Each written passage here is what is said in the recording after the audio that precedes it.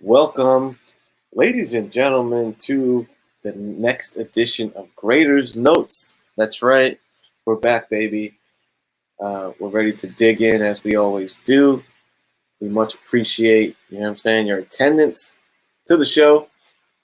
And as always, we've assembled the Grader'S Notes team, where the best minds in the business, everyone has their own take and approach on this. And here we go. First up, my man, the Larry King of the game, the man with the gripping interviews and the multi-faceted content. We're talking green screen having, limousine riding. Gino presents. What up, man? Oh man, it's hard to hold these lizards down. You know what I mean? But what's going on, everyone? Good to see you, chat. Good to see you, my fellow august panelist. Raring and ready to go for another great episode of Grader'S Notes, best comic show on YouTube. Hey, I wouldn't argue with you on that. Cool back. I like that. That's some Kirby action back there. Yeah, huh? I had to throw some Kirby at it. Yeah. I was gonna do a Silver Surfer one with you, Silver Surfer and Doctor Doom, freaking amazing, but it was too tall. It was cutting them in half. So yeah, you get the action shot right there. Yep. If I get my head out of the way. Yeah. Awesome. Next up, this guy has some cool Silver Surfer art in the background of his setting. The man who always takes that comic book speculation to the next level, dude. He's looking he's not looking at New Comic Book Day. He's going back in time to tell you what you can dig out of those dollar bins, and his subscriber count shows it. People love this man. We're talking Mr. Miracle. What's up, brother? Hello. Thanks for having me on, Kenny. Glad to have another episode of Grader'S Notes. Man, looking forward to it. I look forward to this every couple weeks. And this week we picked we'll find out here in a second what we picked. And I'm looking forward to the review on this guy today. That's it. Get Roger in here.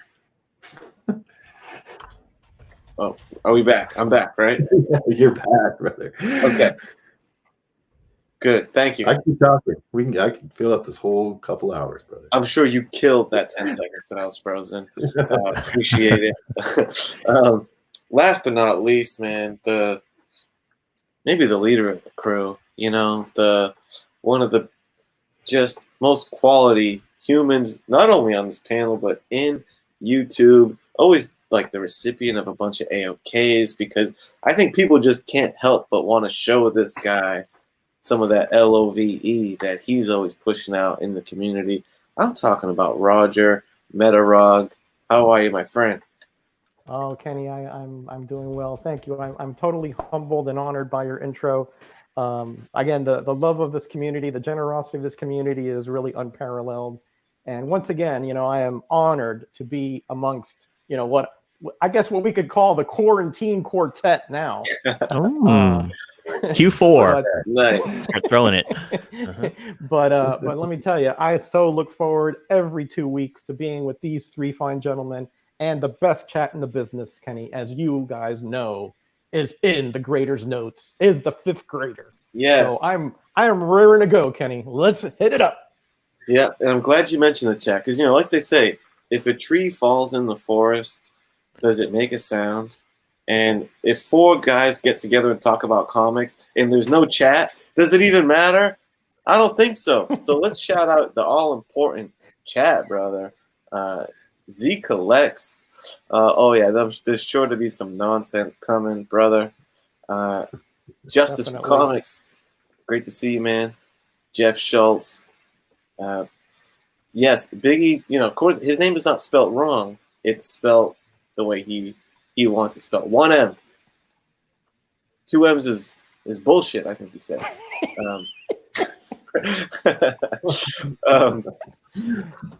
And Jeff, yes, I did see your comment. I'm going to email you, dude, about your thoughts on the comic book draft. That'll be interesting. My good buddy, Magic Lasso. Got the 84 chant going. Thank you. Mark Knapp, who just provided a great contest entry to the Elseworlds contest, which, by the way, deadline is Monday. So I'm going to do a new update video over the weekend and share the other entries and wrap that baby up. Wildebeest, young man from Hero and the Kid, newly crowned NWO member, dude. Oh, congratulations. So happy to have you, brother. Welcome to the family. Unruly Simeon, my brother, who really got an upgrade to his Fantastic Four collection in recent weeks. From some great AOK torpedoes from the community.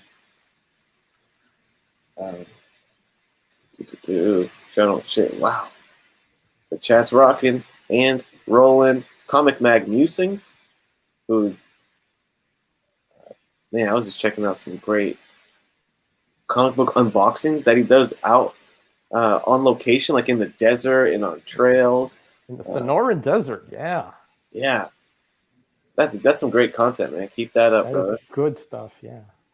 Stone Cold Steve Whiting. Oh, yeah. 5 fire emojis. Thank you so much. That was a super chat. Yeah. Yeah. Super Russ. Hey, brother. Good to have you, man. We always love to have you in attendance here. NYC, my brother Kavi in the building.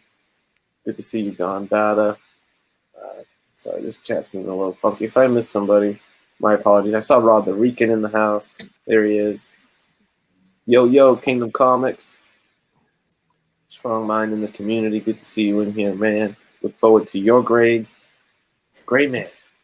The British bad boy. And House Till the End. Thank you so much for being here. Sorry if I missed anything. My chat was getting a little wonky there, but. Did you see Unruly's new title for us? No, I didn't.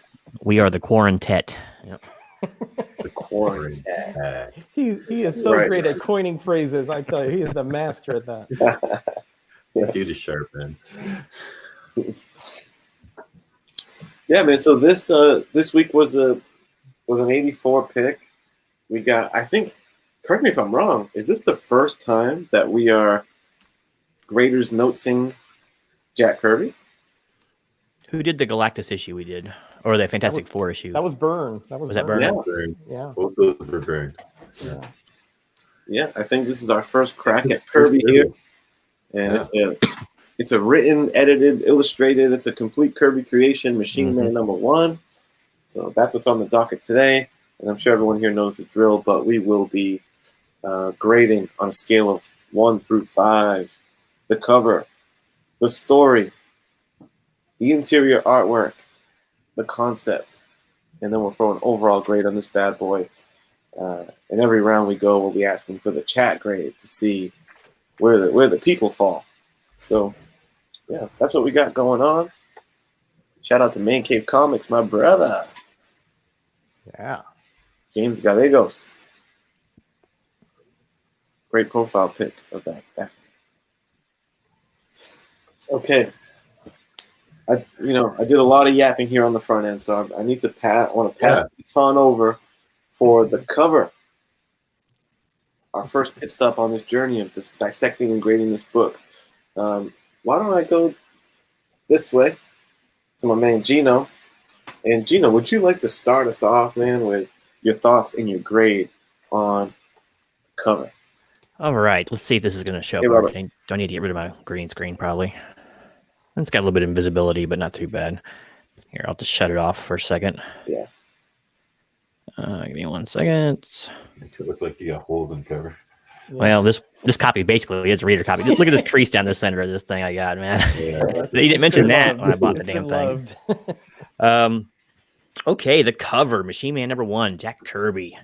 I'm probably going to make some enemies this evening because I didn't grade a lot of this book highly, and the cover is no exception. We'll start off with some positives. There's some really good things in here that highlights some of the strengths of Kirby. Sense of distance. The extendo arm here is like the proportions are perfect. Like the hand is just a little bit bigger than the rest of it, and it just gives that sense of distance so well. His pose is decently natural looking. The outfit of this guy doesn't do him any favors. You can't tell where he's articulated and all that too much, other than the big bend point. He got the blue beetle eyes for some reason. I'm not sure what that's all about, but trade dress doesn't really do much for me. I do like the little rivets that have a nice little touch. They should have brought it down to that, but I think they're separating that on purpose. Like, okay, here's the machine part of them, and here's the man part of them. So if that's what they're going for, it makes sense. But it's nothing too exciting. There's no real background to speak of here, but it could be like he's out in the desert area because it looks kind of like a rocky escarpment there he's on, and so it's like the afterglow of the day is still in the background. But man, the soldiers are rough.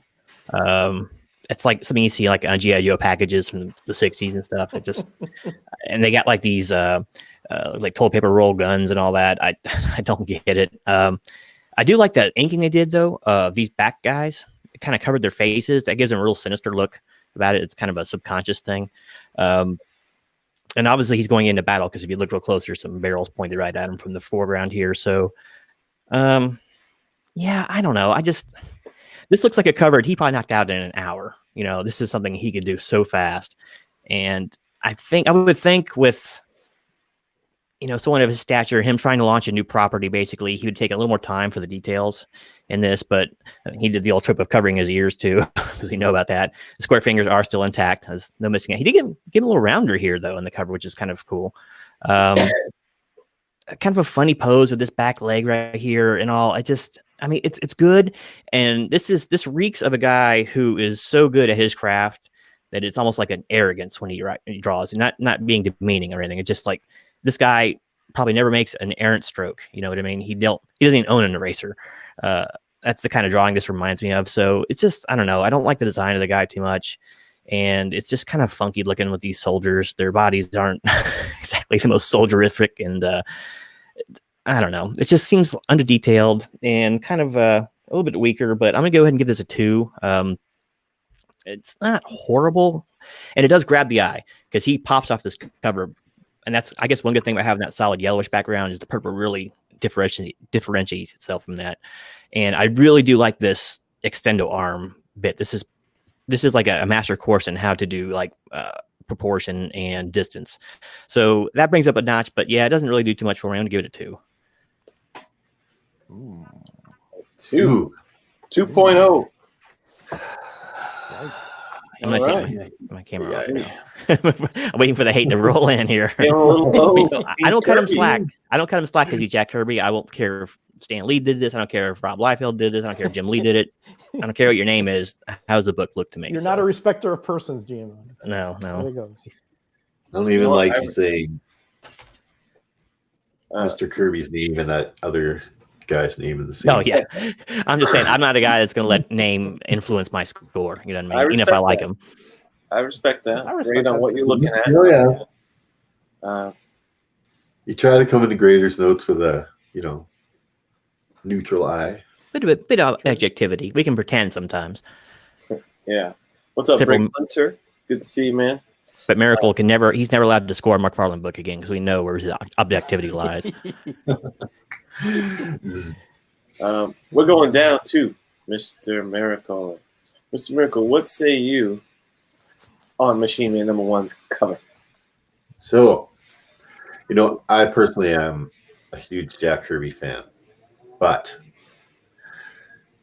I don't know what Jack was doing here. This is just, I don't know. It's not up to Jack's normal standards as an issue. Like, where is the awesome backgrounds? These guys are pretty good, and I do like the way he drew Machine Man, and I'm sure this cover probably took Jack, a couple hours, and he was done with this guy. I mean, if you take a look at this one, which is the first appearance of Machine Man, look at the backgrounds in there. Look at all the characters in there and helicopters and all kinds of stuff. That seems way more like Jack Kirby to me. This is pretty plain. This is pretty. Yeah, it's one of my only slabs. This is pretty plain for Jack, in my opinion. Right? I think. I don't know. Sometimes in the '70s, I don't know. Sometimes Jack just seemed to lose his edge a little bit, right? And I don't know if he was not too thrilled with the idea of doing a Machine Man comic. Maybe he was running behind schedule or something when he did this one. It's not the best. I do like the treatment. I do like the coloring. I do like the inking, right? In order to make a Jack Kirby drawing look proper, you have to be a heavy inker, right? Jack likes a lot of black, a lot of those. Go from really light colors into dark shadows right away, right? No transitions. Very stark black, or into dark contrast with Jack. The coloring, of course, that's up to Jack probably has a say in what that is. He probably sketched up and colored the original Machine Man when he did them for the 2001 8 Odyssey. Of course, the colorist has to follow along with the character design after that. Although it is a #1 issue, they could have taken liberties, but no, probably Jack insisted on the purple, which automatically in the background would lead you to be yellow, right? You want to be having that opposite color to make that character stand up. When you have light backgrounds and dark characters like that, it tends to push the character forward. And I like that Machine Man's popping out of the little 1 cent thing. I like it when they get that all the way off of there, or 1 cent thing off of the treatment at the top. And typical 70s Marvel Comics group stuff. But yeah, not my favorite Jack Kirby cover by far, right? I really don't see the normal crazy work that Jack puts into his stuff here on this cover. So even though I love Jack, totally love it, but I know what he's capable of, and I think he was capable of doing much better than this. And so for a Jack Kirby cover, I thought it was serviceable, and I gave it a 2.5. 2.5. Sorry, Dave. You're kind of good there, buddy. I'm not alone. My goodness, Yeah. thank you. I was going to get booted off the freaking panel and everything. Yeah. All right, Roger, you're up, brother. All right. Well, I don't technically disagree with my comrades there with the first 2 graders, but I guess I look at it from a different perspective, in that what is Jack trying to accomplish here? He's trying to sell this comic. He's trying to give you a picture, a tease of what's to come, and he wants to make it with an impact, right? So first of all, look at the size of the figure here. It takes up a good 3/4 of this comic book, all right? So he's giving you a very detailed look of what is to come inside, right? And as they said, the inking here is spot on, dark. The real darkness in the middle here, it gives you sort of an effect of like claustrophobia, like he's being closed in on.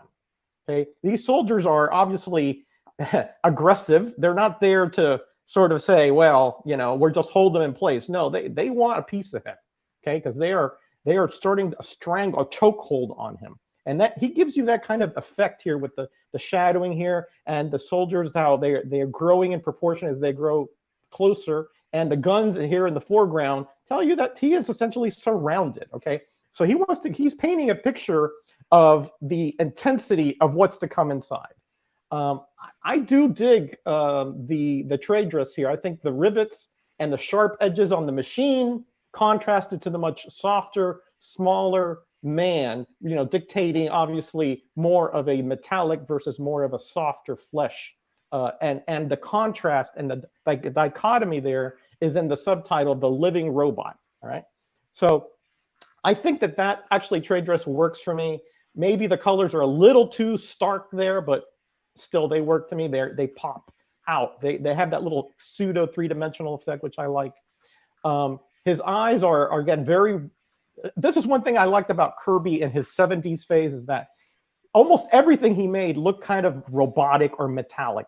So for this title, unlike like Devil Dinosaur and Eternals, which his work was a little bit not really suited to that, I think his work is more suited to this, with the Royer inks, really powerful lines, dark, bold inking. You have good, the retraction or the segmentation of the extending arm looks very good. Good effect of how it's coming into the foreground. Obviously, he's trying to grab either the soldier, or he's trying to make a way for him to go past there.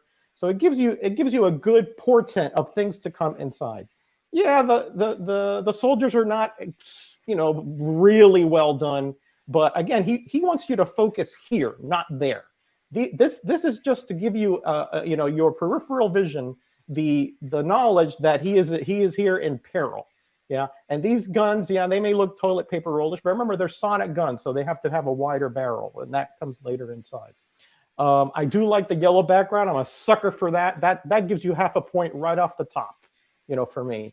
Again, is it great? Is it the greatest Jack Kirby art? No, but does it accomplish what he wants to do on this cover? I think it does. Okay, so for all that, shaken together, pressed up, I give this a 3, right? 3.0, because it's better than serviceable. It could have been more background, more action, but I think he wants to really just focus on the main character, Machine Man, and as the #1 issue, that would be the star. And I think he accomplished the feat when it comes to that. No, Well said. not wrong. Well said, Roger. By the way, I didn't realize he was in the chat earlier, so I'm sorry, Biggie. I didn't know.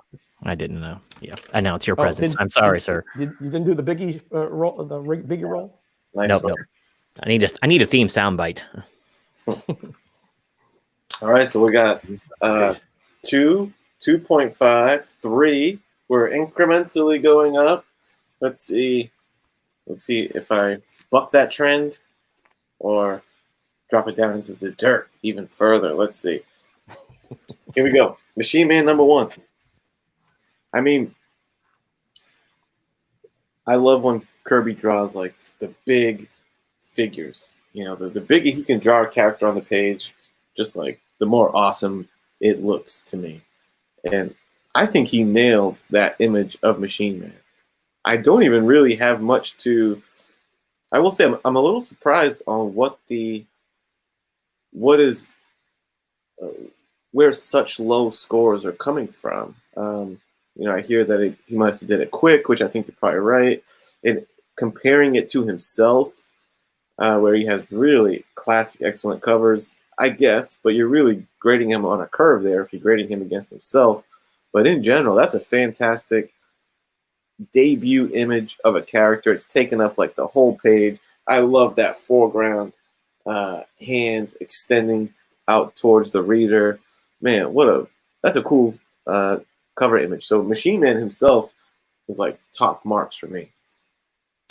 The thing that I love about this cover, it's like a lost art, man, is, a comic book cover should almost be treated like a movie poster, and comics don't hit you with the gripping taglines. This is what you would hear the movie trailer voice guy in a world, that guy who's talking over a trailer. That's what you're getting here, They made him in their own image, then condemned him to death for being too human. Hunted, hounded, he fights to survive in a hostile world. Dude, that's selling me. That sounds like a gripping story. Makes him sound like a tragic figure. Like, they really accomplished a lot with those taglines. I really dug that. I do agree that it's, probably it's not really his best work. That's true. I don't love the soldiers in the background. The guns do look a little hokey. They're not standard rifles like these. He didn't draw them all like that. They're sonic boom blasters, which I guess that's why they would look like that, like Roger said. But they do look a little silly just from a cover art perspective. And I wasn't crazy about the soldiers. I'll give you that. Even the trade dress, that title logo, to be honest, I like it, but I don't love it. I think there's just too much dead blue real estate underneath the word machine, and it just kind of throws me off a little bit. But it's still cool. The rivets are a nice touch. I always like when the character is in the corner thing there. Yellow covers pop, especially when you got a purple character. Like, man, all good. A really cool cover, impactful cover. I'm not going to grade Kirby against Kirby's best work. I'm just going to grade it among all the other books we've been grading.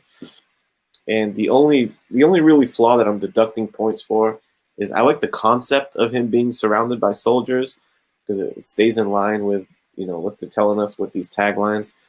But it is true. I don't think the execution of him being surrounded by soldiers was done well enough. I think he could have added a bunch more soldiers back here on different elevations and have him like really surrounded by a bunch of soldiers aimed at him. would have added way more drama instead of this big blank yellow background. You got like four goons back there with these weird guns. Like they could have painted that surrounded feeling. Like he doesn't even look surrounded right here. He looks like he's got a few guys tailing him, but I would have liked to see like 3 times the amount of soldiers behind him and really elevate the drama. But aside from that, I'm giving it pretty high marks. I'm gonna go. To be honest, I was like toggling between 3.5 and 4. And I don't know if this earns a 4, so I'm gonna say 3.5. I'm gonna say 3.5 on this one. So, Wow. In a world, where a being more machine than man, they made him in their own image, and now they hunt him because he's too human. Yes. Aaron Stack is Machine Man. So Cool. I love it. Hey, things got better as it went along here. Kirby improved. and I love how he froze right there with that. Boom. Machine Man. Yeah, that's classic stuff there. Good work. I'm gonna leave my like titles alone right here because I have some choice ones right now with that frozen screen. Definitely take a picture of that. That's a meme. Oh, I missed my screenshot. There he's back. Damn. I'll go back in the replay and get it. Okay. Sorry. Did I pop out there for a minute? Yeah. You got machine on us. What's You're that? doing like an Adrian moment, like A machine. How far did I get into that? In a world. You You finished finished it. it. Yeah, You finished you went it. the whole way. I went the whole way. Okay, good. Yeah, I haven't quite got that guy's voice totally down. Anyways, Pretty good. sorry guys, my internet dropped off for a second. That was weird. No worries, man. So there you have it. We varied everywhere from 2 to 3.5. Let's kick it to the chat. Chat, let us know your grade. 5 being flawless, classic character. You can't find a single thing wrong with it. 1 being, it is 1 being it's a drawing and you got to give it effect. yeah. One being, it could be on a current comic. So Yeah, sorry, I was just reading some of the chat stuff. I guess I got stuck in a pretty funny face there for a second. it was a good one. And only increments of 0.5, guys. Right. So Hope, I appreciate your splitting there, but I don't know. Guys, I've seen Kirby do a lot better covers than this, right? Like, yeah, like that's a true. lot better. Even ones that are just like Captain America, they're just, I don't know. He feels a little closed in. I mean, I know the hand is kind of coming out, but it's still like in front of his body. Where like the Captain America ones or the Thor ones, where he's always got his hammer way out or whatever, right? Like, so I know. I don't know. It just didn't feel like the same weight that normally Kirby has with his covers, in my opinion. Which is really the one that counts. I beg to differ. The chat is the opinion that counts here, my friend. They get a half a count. Oh man. Yeah. Yeah. We got the chats in there? Pope, are you going from 3.75 to 2.5? Or did you mean? No, he retracted it, I think. 3.5. There we go. It was a typo. Typo. Got it. I thought so. That's it. All right. Kenny, you want to get going on this? Yes, sir. Abacus is out.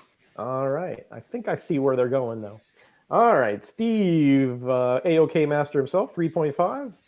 Comic Mag Musings, Bill is with a 3. Gray Man comes in with a 3.5. Unruly, 3.5. Javi with a 3. Robert Austin, welcome, with a 3.5. My buddy Jason with a 3. Pope, well, we'll get to Pope after that. Tim comes in with a 2.5. Justice for Comics, 2, baby. Samuel David, how you doing? 3.5. Magic Lasso Ryan, 3.5. Grandmaster Stash, welcome. 2, agrees with Gino. Biggie Shack, 3.5. Kavi, 3.5. Ooh, Super Russ, 1.5. Ouch. Not impressed. Not impressed. House Till the End, 2.5. Thank you for your vote. Pope, 3.5. Aaron, 10.0. I guess we can say 5 for that, Kenny? I guess he really liked it. Mhm. I'm assuming that's a he. Thunder House Design, welcome, 3. And Brick Hunter with a 3. Okay. Biggie Shack is mad at Russ. He's like, hey, what's going on, Russ? That needs a full point just to get the serviceable at 1.5. Them's fighting words for Biggie. He takes these things personally, you know. Well, it looks like the panel member that was right on there with the people and average of the people is Roger with that 3.0. The chat average 3.0. Thank you, fine folks. You guys have impeccable taste. What can I say? And what's up to the new attendees? Hey, Aaron, my buddy, Thunder House. Good to see you, man. Good to see you, Pope, my brother. Okay, All right. House till the end. All right, man. So we handled the cover art. Okay, not his best work. No mercy for Kirby. That's what this segment's gonna be called. Yeah. And let's tell you what I'm gonna hop a little bit. Let's get off the Kirby art work for a minute, and let's dive into Kirby's writing.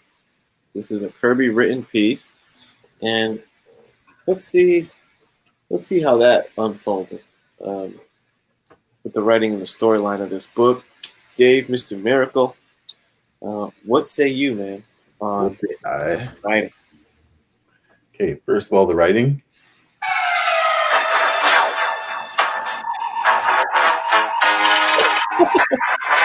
Some of the stuff that pops out of Machine Man is a little Inspector Gadget-y. I know Inspector Gadget probably came out later than Machine Man did, but it was just kind of like, come on.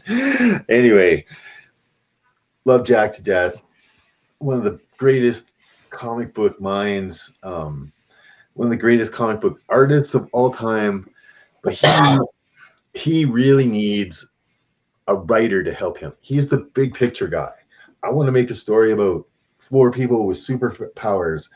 Yeah, Jack, let's do that, but let's put some nuances here, and this adventure should go like this and their stuff, right? Thanks, Dan, right? Or thanks, Joe Simon, or whoever Jack happened to be working with at the time, right? That made his comic writing good, because Jack came up with tons of characters, but just because you invent Dr. Doom doesn't mean you can write a good story about Dr. Doom.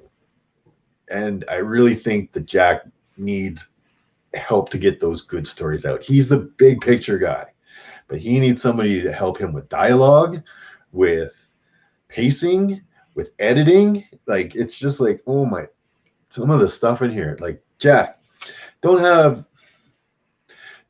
your first issue of your comic. I know he's been around. He was in the 2001 A Space Odyssey comic a little bit, but in your first issue, okay, oh no, the first big peril, I've got to save a hiker, and then, oh, here's my next big peril. Let's lift a tree. Wow, lifting a tree out of the way of a truck. And popping the skateboards out of his feet, right? There goes fucking go gadget skateboard. But he really doesn't get to these soldiers until page 27 of a 32-page comic book.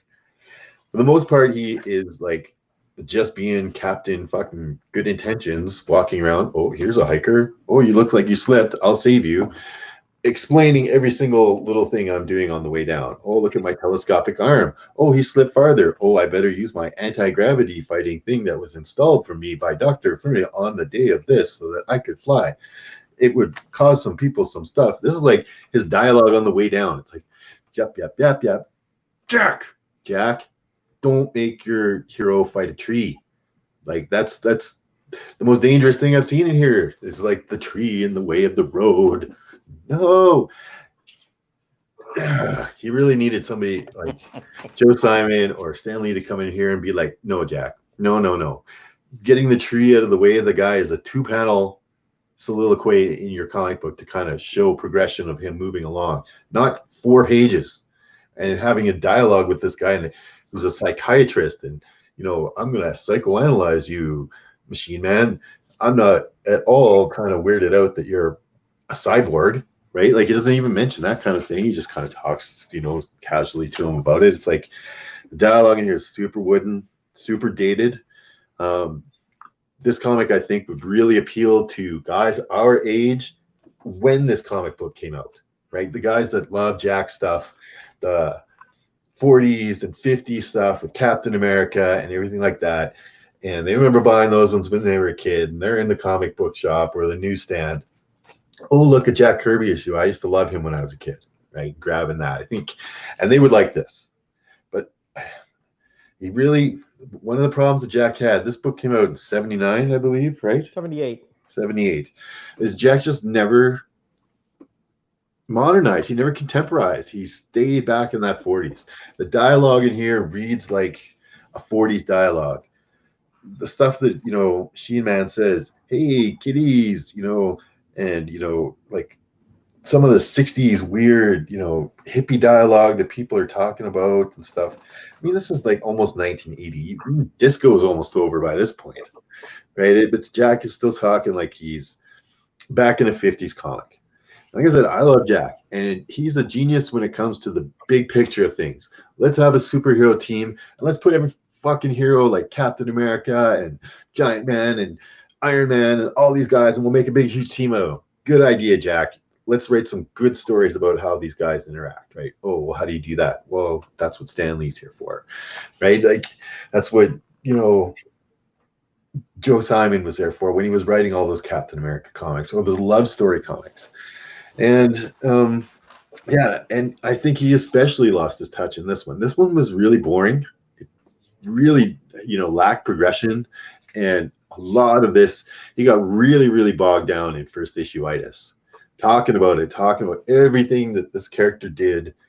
He explained it to the max. Oh, these are my skate boots that pop out from here that were given to me, and they're made of this, and that happens when these come out, and that rolling along. It's like, bud, just pop out some wheels from your feet and skate it out. Like, stop, right? And then even skating through the traffic, and he was being all quippy with it and weird. And I'm like, Jack, that's a very 50s sort of sequence to have in your comic books. And it's almost 1980 by this time. So I think the writing in here is really dated. I think it's boring. I think the dialogue is corny. I think the story it doesn't progress. I think the hero doesn't particularly seem, except for the last few panels, you never ever really feel like the hero's in any kind of peril. He's just sort of walking around, seeing what's going on, right? I don't need a comic book about a guy walking around seeing what's going on, right? Fuck. Anyway, and nobody's reacting to him. They're all just like, take him in stride. If I saw a robot guy coming walking up with like extending arms and stuff, I'd be flipping out. Right, but everybody in here just takes in stride. They're like, "Hey, thanks a lot. Check you on the flip side, Daddy-O." Right? Like, it's not. I did not enjoy reading this comic. Towards the end, like I said, he hyped up the action, but again, he was getting some weird stuff. Like, I guess Machine Man can be defeated by sonic guns, and like, what was this tracks that popped out of his arms? That was weird too. And he's got like little caterpillar tracks that pop out of his, like, anything's gonna happen out of this guy, Jack. I don't know. To be honest, when I'm like thinking about when I was reading the back in this issue, I spent more time reading the ads than I spent reading the actual story of this book. Right, I got more interested in seeing all these old 70s ads in here than I did the story of the book. So it doesn't speak very well for it. And story, I gave it 1.5. 1.5 from the Canadian curmudgeon himself, Mr. There. All right. Wow. Let's see if that trend continues with our friend Metarog. What say you on the inside story components of this comic? Guys, I'm really worried. I'm really worried about myself. because I think I've been locked up too long, far too long. Because believe it or not, Mr. Miracle hit on just about every single point I was going to explain myself. You know, I am a huge fan of Bronze Age comics. In order for me to give you some kind of really, really terrible grade, you have to really, really bomb. Okay, and that is what happened here, guys. Yeah, Mr. Miracle. I don't know if I can add much because you explained it perfectly. The story is just, it's hard to get through. It's like almost soap opera-ish at some point, and then it's like, okay, he wants to explain a little bit about what he can do.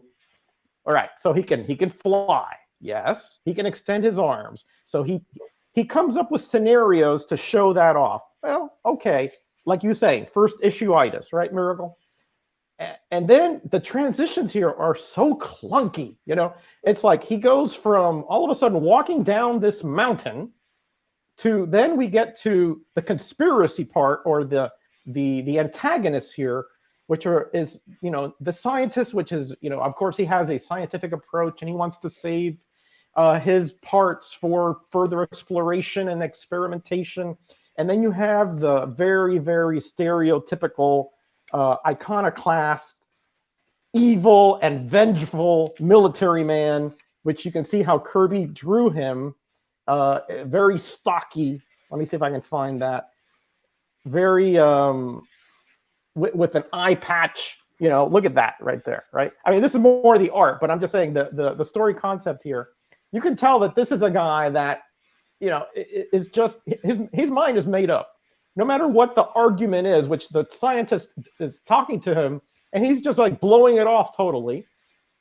Okay, which, you know, today I guess we can think about maybe that's happening in today's society to a certain degree. But yeah, I mean, there's one part where he's roller skating through traffic. He's seen by some police officers, and then he's like, "Oh, we can't catch him. Let's call the chopper." For somebody skateboarding, you're calling a chopper in? You know, I mean, it's so contrived. And then this conversation here with the psychiatrist in the van, it feels like, you know, it almost feels like he set up a situation so that we can sort of tell, hey, he's more human than the humans in the book, you know, than the military guy, than the scientist who wants to dissect him. It's so tropish. It is so bizarre. The dialogue is wooden. There's horrible transitions. Oh man, this was a chore to get through. I mean, honestly, just listen to Mr. Miracle's comments, because he was, I know I'm gonna bite my tongue, guys, but Mr. Miracle was absolutely right on this one. It is really bad to get through. I'm gonna give it a little better score, only because, you know, at least, you know, there was a battle scene that was kind of well orchestrated, but the situations, I mean, walking across a field, at the inner monologue for getting across a field was 3 panels because there was a house there. So just go there. You don't have to explain to us that you have to walk 1,000 yards and then, you know, you're not going to fly. It's just indescribably bad. Oh, Jack, you are the best at concepts, at the larger picture. Fantastic Four, Avengers. You are a genius when it comes to that. But when it comes to dialogue in the 70s, not so much. Not as bad as Devil Dinosaur, but definitely pretty darn bad. 2.0, and that is a gift. Yeah, Devil Dinosaur. That one's rough. I'm reading that. Hey, there was one little thing that NYC mentioned there. He was saying that, like, some of the 70s Captain America ones that Jack did, right? And I agree, they were probably the best stuff he wrote in the 70s. But think how long that Jack practiced writing Captain America stories with several different writers. And you know what I mean? Like, he had those down formula. But coming up with brand new, unique story and then trying to put like explain a unique character and put him in a situation. Didn't work very well on this one. Okay. A couple lower grades there, not very impressed. So, for myself on this, now I'm not sure if I got a real kick out of this book, right? And I read through this, like, really, I found it really funny. And, like, I was super amused by a lot of the dialogue that was happening in the opening parts of the comic. Now, I don't know if I was reading it the way it was intended, but it's the way I interpret this, because I haven't read a ton of Machine Man, but I'm picturing there being like some dry humor going on here, because I'm picturing Machine Man. He's not a real human. He's a robot who is like raised with like a human, like this human brain wiring in there. And he was brought into his home by like his dad. So I'm assuming we have a robot guy who was raised in a house, who was probably kept a secret, kept under wraps, away from the world, who doesn't have a real grasp on what it is to be human. And I read his dialogue as such. So I'm picturing his delivery of the dialogue as like Data from Star Trek The Next Generation, who is dropping these really dry, like you get, there's comedy in the detachment that Data has from being human. And I'm also thinking of like Edward Scissorhands, who was kept in captivity. When he's brought into the world, like he almost has this innocence. They have this version of what they think humans are and what being a man is, but they don't have the experience to back it up. So I'm getting a kick out of hearing lines like, "The situation is apparent. Careless hikers breed their own misfortune." Like he comes out and just rips on the guy who's falling to his death. Like he's just looking at as this foolish guy brought this upon himself. Careless hikers. And that gets supported throughout, where as he jumps down to save this guy, he says, "You'll never hit the bottom, chum. Just stop that screaming and relax." He doesn't understand like the peril that this guy is dropping to his death, right? And there's so many lines like that when the lady's like, "Only a man with nerves of steel could have leaped from that cliff like you did." And he's like, merely more gadgetry, miss. I rely heavily upon it." And I'm reading this as like humor in my mind. And like when he walks away down the cliff, "Goodbye, gang." Like I'm reading this as a bit of humor to it. Again, I don't know if it's meant to be delivered that way. The tree scenario, I find these two scenes to be, this is how this guy operates when he's not in peril being chased by soldiers. If you left him to his own, what's he going to do?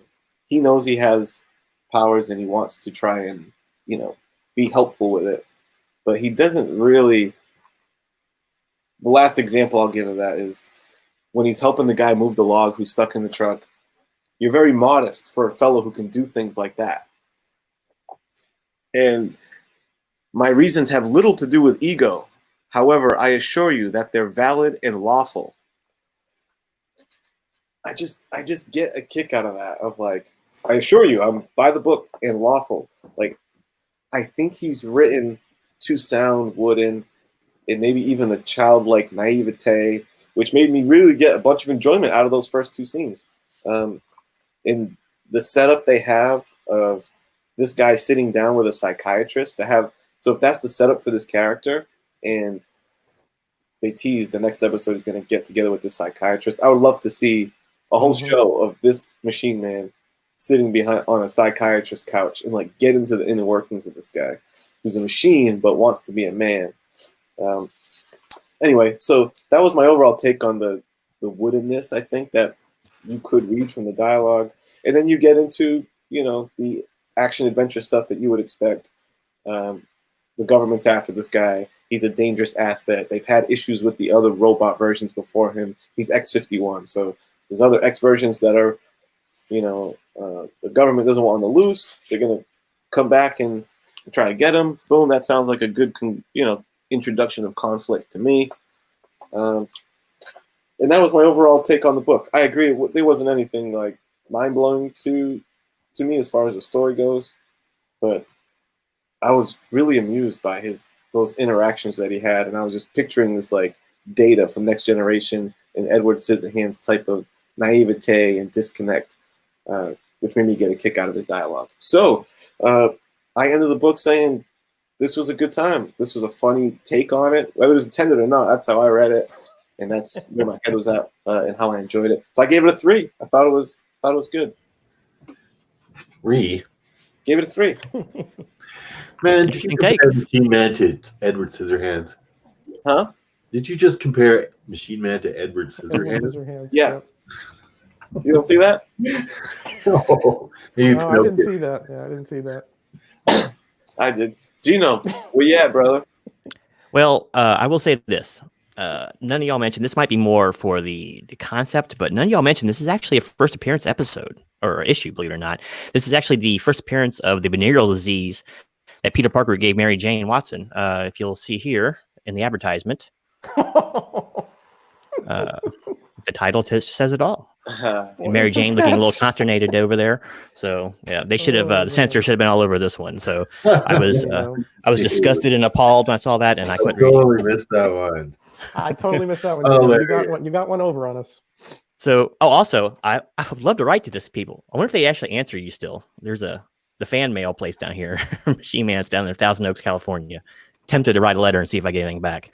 But okay. Kenny, I had never even considered your take on it, but I respectfully disagree because everyone talks like a robot in this book. So I don't. He may have been a little more robotic than others, but man, they're all robot-like in this. Wow, where do I start? Let's start with the good. Okay, there is one aspect I do like a lot in this book, and it's kind of a mystery. It's like it seems to me like the protagonist does not know what's going on with himself. It's like he realizes he can do things, but he seems to have no identity. He seems to want to buy a home or something really badly in a regular neighborhood. I know they go into some diatribe about that. But yeah, he's like basically Kane in Kung Fu. He just walks around and rescues people who are in these very contrived situations. I like how that dude was like, let's see if I can, the dude he saves, let's see. How the heck did he get down there? It's like, I don't know. The ledge he was standing on was way down there. It's like he would have been dead long before that. But whatever. I don't know if he's trying to scale this sheer cliff or whatever. But I mean, just he said chum. This is written like a 40s Superman book, man. Mm-hmm. Hold on, old chum, I'm coming to get you here, and just it's rough, man. it's so hokey. The scientist part is weird. It's like I don't know where to. I mean, I can't really add anything else that Miracle has already talked about. A psychologist angle. And something else that interests me though was he seemed to be genuinely afraid of even talking to a psychologist. So it's like, is there like dueling things going on in his mind right now that he doesn't want to confront? That's the only other semi-interesting thing about it. I mean, you got the dude, he's growing skateboards out of his feet. He's growing tank treads out of his forearm for some reason to drag him through the underbrush to get away from soldiers. Apparently he can fly supersonic speeds. He didn't want to do that before to not like alert anybody, but him walking through the middle of traffic or skating through the middle of traffic wouldn't get him noticed. And in his purple splendor, oh man, this is just rough. It's written so hokey. This is definitely a 40s, 50s throwback kind of thing. You got the angry authority figures in the general, the possibly sympathetic scientist who is dressed like Zarko or something for some reason. I don't know why. There he is, and the orange there. He stands out. I mean, you got the one-eyed general there who's bent on revenge. He's basically the Ahab of the book. Apparently, that's how he's getting set up because he lost the eye and a bunch of his soldiers to one of these guys. Now, there was something else interesting too. Was they mentioned that all the previous incarnations of this Machine Man prototype had all run amok. So is it like? It gets you thinking, is like this guy going to run amok too, or is there something special about him that's not going to let him run amok? So, I mean, there's a little bit of character intrigue there, but that's the only thing that saves this. This is, as Miracle said, first issue-itis. This is a power dump within the first 10 page because he's able to show his powers in every conceivable way. Why don't you just give him a battle to fight in to show the powers? You know, he doesn't have to walk around and saving kittens from trees and putting out fires, that sort of thing. He doesn't do that. But I'm just saying, yeah, it's like it is just exposition 101 of how to tell people about a character they've never seen before. You know, I'm going to extend my arms and save you. I'm going to fly. And the dumbest thing I saw in this book probably was after he got done saving the hiker. And he's like, now, unless your boots are as highly magnetized as I'd avoid the cliff's edge if I were you. And then he walks straight down the rock. I'm assuming that's magnetic rock or something that he can do that with, or I don't know. Just painful. This is like a really bad 60s, like Leave It to Beaver kind of thing. The vibe all throughout it. Just the throwback comic, I think. Maybe he was written to be, the lead character was written to be kind of unhuman in a way, but if that's the case, he's inhabiting a world of nothing but cyborgs out there, because that's all I got from all these people. The only one that seemed even remotely human was the general. He had some anger, at least, but no one else seemed to have any emotion whatsoever. So I had to give this a low one. This is going to be 1.5. I give it that high just because I do like some of the intrigue, possibly with the character. I think there could be some interesting things done with it. But yeah, the story itself did not do it for me at all. 1.5. The scientist that was, pleading his case he seemed like he had some passion for I don't know. Man. But then he seemed like he was trying to hide stuff because he'd go back to inner monologue then. And it's like, well, maybe he shouldn't have been putting the brain in these things or something. I don't know. Maybe he's an evil scientist. It's hard to say. It's hard to know his agenda, because at the end he says, well, don't destroy him. Bring back the head at least. I mean, I need the man's brain. I mean, this is something right out of one of those 50s mad scientist movies that every part of it just harkened back to something else in the 40s or 50s, which was just like hard to swallow. It really was. Wow. Well, a Kirby power dump, he said. Very low marks. It was. Yeah. He's not the only one that does it. I mean it was awful. Thing too. Like he's just so. As you know, all the ex-models escaped from prison and fought all the soldiers, and they were all destroyed at this time. Yes, I know that, but we also know that this person was expelled, and he was treated like a son for you, and it was like, shut up. We should have showed a couple panels of the military or the other robots, like killing people or the military blowing these things up, That's how you tell a history panel, and then put a little word dialogue up there. You just want 25 splash pages, brother? Is that no, just little panels, Even the guy in the corner, like the business guy wearing the zoot suit. Yeah. Like the big bopper. You're not even drawing contemporary clothing on these people. Yeah, but that's Kirby though. That's the Kirby kind of dress. He has those, even like the hippie-ish people at the front there. Those are 60s throwbacks. Oh, I mean, totally. it's like a pastiche of past. A history of comics from his romance comics to his westerns to his soap opera-ish. It's like a pastiche of all this kind of stuff. Well, that story deserves to be pastiched over an outhouse wall. Huh? They never said what year the book took place in, by the way. This could be happening in the 50s or 60s, for all you know. I suppose, but I don't think so. There's some weird stuff. Kenny is the defender here. We are the ones who are trying to. He's like the positive. He's like giving every I love it. It's my favorite book. That's why I wanted you guys to read it. No, it was the first time I read it, honestly. Okay. So no, I don't. I just found it really funny. But I get your points, and that's what we do here on Grader'S Notes. We lay down the gauntlet on what we think. Now we're going to kick it over to the chat to see what say you. It looks like a couple of people in the chat have read the issue fairly recently, from what it sounds like, so that's cool. Or from our descriptions. Can you go ahead? I know if you haven't read it, this can be the trickier one to get an accurate grade on, but based on the recaps, what say you on your grade? 1.1 through 5. Go ahead and drop them in now. While you're tabulating grades, I'll read you some choice stuff from this book. That'll help you to actually pick your grades. This vegetation is thick and resistant as you can manage to park the tree. Amazing. You're simply amazing. But this is back and forth here.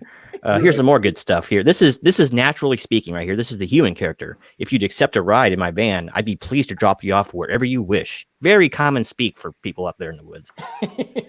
And Machine Man says back with no snark whatsoever. That sounds fair enough. You've got a passenger. And boy, the rest of their conversation in the VW bus is something else, man. And you know what? It's a barn burner. Here's a panel that I think supports my dry humor version is when he tells the guy, strangely enough, Mr. Spaulding, my aim in life is to live just like Johnny Average and take no more than what is guaranteed in our Constitution. I just feel like it's too. I feel like he's just like grew up watching Leave It to Beaver, listen to his dad talk about like he doesn't. I don't know. This is the one that I like. This little part right here where he flies off, and then he's in it like out in the outskirts of a and he thinks this right. He's like, well, homes, lawns, gardens. I've reached the outskirts of a town. An incredible conclusion there, right? And then of course, then he has to further. That's not it though. That's not it, right? Then he goes here. Well, let's see. Of course, 1,000 yards to the nearest house, but I can cover the distance at my leisure. Okay, and then you see him walking across the field, and then he says, "Well, there's only this field to cross before I find out if it's possible to establish a place." I mean, this is something out of a so. This is this like another life to live? You know, I mean, a whole half a page to get across a lawn. I'm glad he didn't come across one of you guys on the road to give him a ride. If you sound like an idiot. I'd have beat him with a crowbar. Yeah. Get your own ride. Oh, on a somewhat related note, do you know the most risque thing that was ever said on TV until modern days? What's that? It's on Leave It to Beaver, actually, too. It was, hey, Ward, weren't you a little hard on the beaver last night? Oh, yeah. Anyway. Okay, let's do some tabulation. All right, let's do that. Let's see what we got here. All right, Gray Man looks like he read it. He's got. Oh, you ready, Kenny? I am. Yep. Okay, ready. Gray Man 3, Coffee with a 3, Robert Austin with a 2, DS 3.5. He said it's a fun little book. Definitely not a banger, as Kenny would say, but it's a good, clean fun. Well, he agrees with you, Kenny. Samuel David 2.5, Bill with 2.5, Mark Knapp 2, Unruly Simeon a protest 5. Oh, he's not called unruly for no reason, right? Haven't read it, but be willing to try because the Bronze Age is my wheelhouse. 3.5, and Biggie Shack 5.0. I love Kirby's writing. Wow.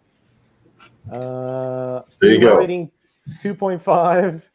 Hey, Boatwright, how you doing, buddy? Let's see who else. Grown disrespect. Russ says 3. I like a cheeser side of comics. All right, that's fair. Pope 1.5, and Brick Hunter 2. Those 2 5s are going to skew it a little bit, I think, but it is what it is. All right, looks like your boy's right on target with his 3 grade. Wow. Book. Hey, Wow. Boatwright, good to see you, man. Mr. Garrell, my boy. That's right. Disrespect. Disrespect, yeah. Hey, we just call them as we see them, Garrell. I mean, as far as that goes, I'm like Genome. I grade what's in front of me, regardless if it's a first timer or if it's a 100-year guy. Yeah, he did. I think I remember him saying you're 3, Kavi. Yeah, I did. Yeah, you did. Yeah. Yeah. I know Kavi's a fan. Yeah. Maybe Garrell's comment there does support what Justice has been saying in the chat, which is, what's his word for it? Kirby derangement syndrome. KDS, yeah.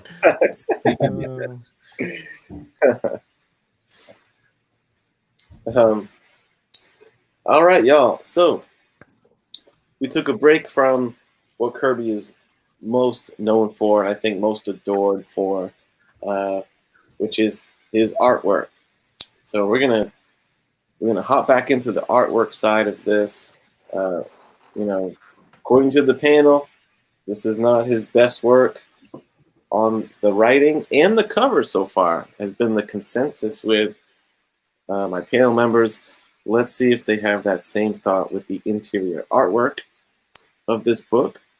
We're going to start with Mr. Roger Metarog himself, and the floor is yours, brother. All right. Well, thankfully, at least in my opinion, the artwork is better than the writing. All right. You know, Kurt, you know, there are some, you know, wonkiness. There's some misproportion here and there, you know, and then you have like, you know, Kirby has this sort of basic look of the girls. You know, you have the long ones with the hair bands midway, and then you have the hair bands on top of the head, like this lady here. You know, but you know, I dig all that stuff, you know, because that is sort of his signature stuff.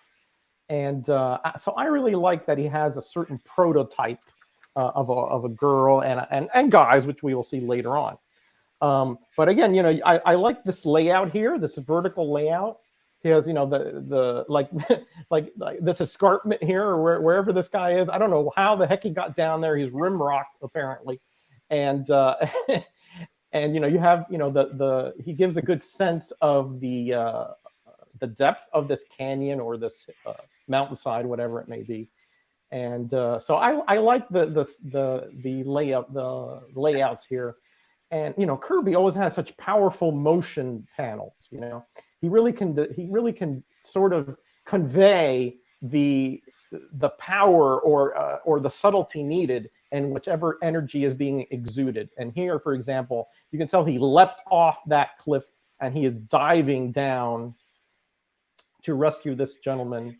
Again, pretty good backgrounds. I love the way he makes these jagged rocks. Kirby is so good at that. Like when he drew The Thing, you know, I just really like the way he drew rocks. They all have a slightly different, you know, texture to them, slightly different, you know, angles to them. I just think he's really good at that.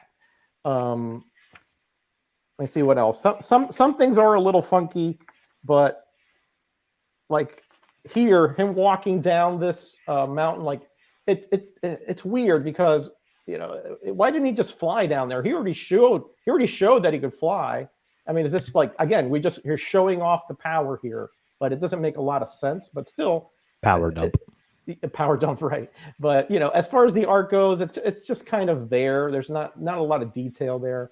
And then again, he has, you know, he loves to have these scientists balding with mustaches, and you know, the kind of the longer but more rectangular faces, like this gentleman here.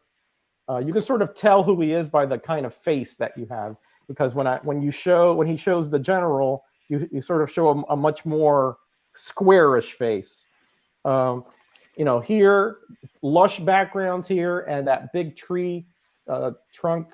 You can tell obviously it's very heavy.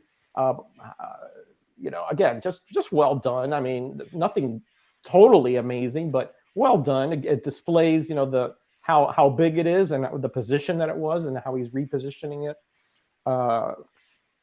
You know, I think Kirby, as far as his artwork, even at this point, it's still powerful. The Royer inking here is so well done.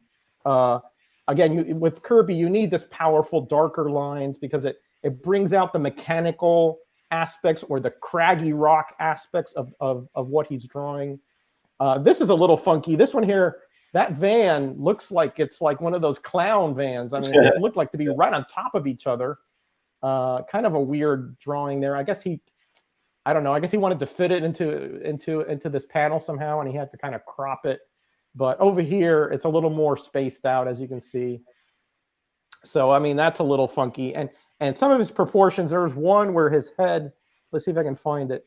His head is like totally out of proportion. Machine Man's. I guess you can say, well, you know, he can sort of change his head size or whatever. I don't know.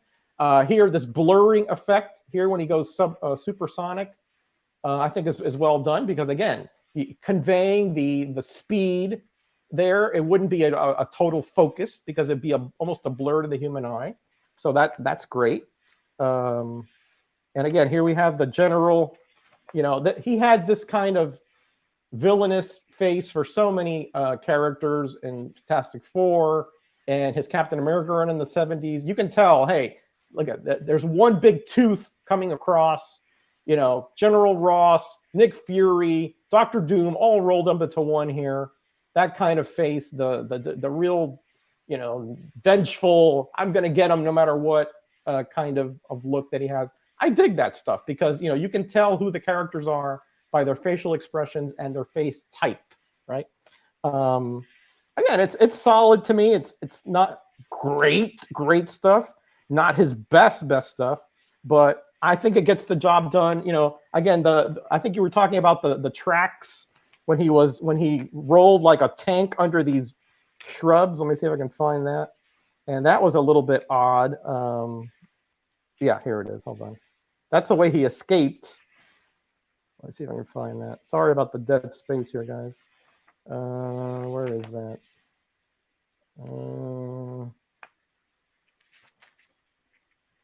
Man, I can't find it now. But anyway, when he rolls under there it is. It looks a little odd, you know.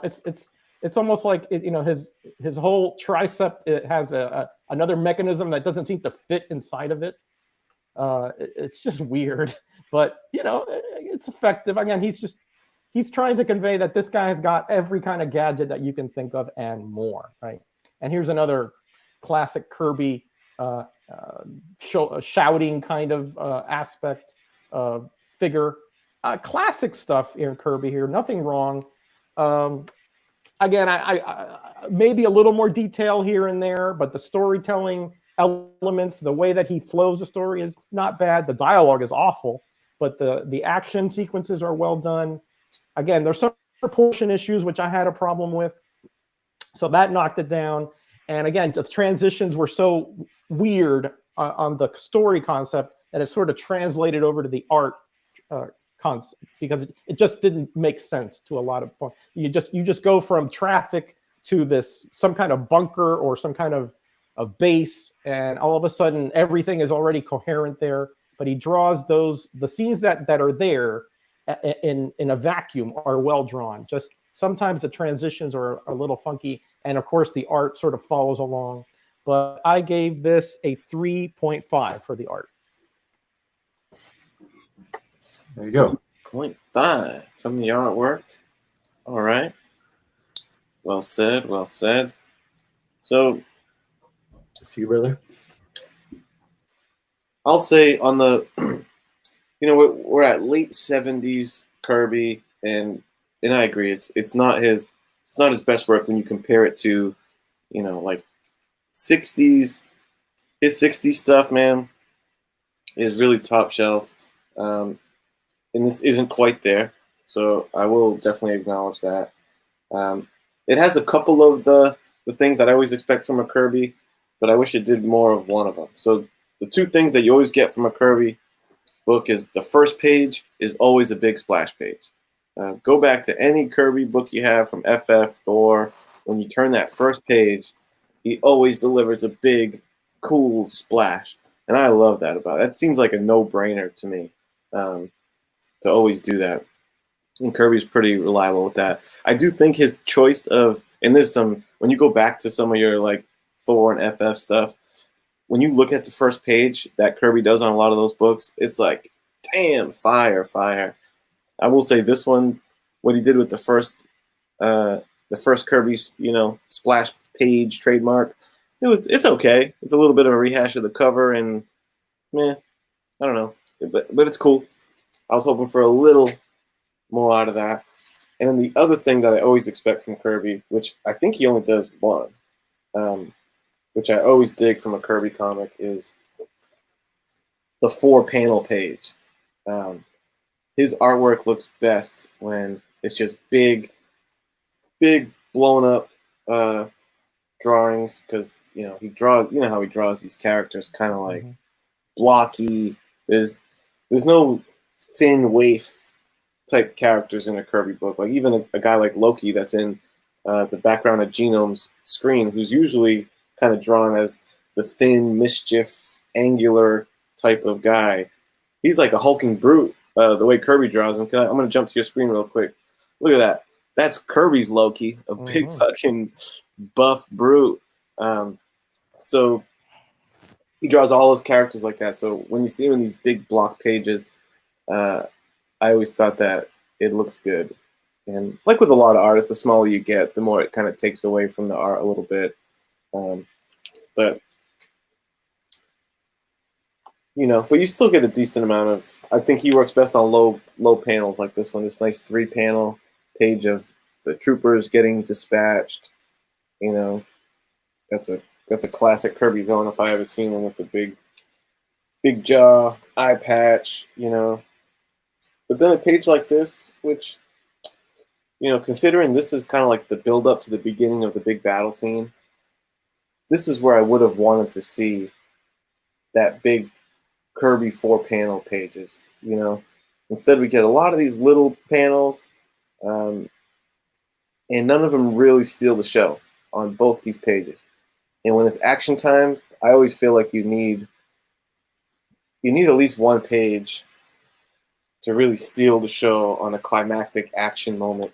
And throughout that whole secondary battle, you don't really get that. You know, I guess this top page is, you know, all right, you get the fire behind the soldiers, which is kind of nice.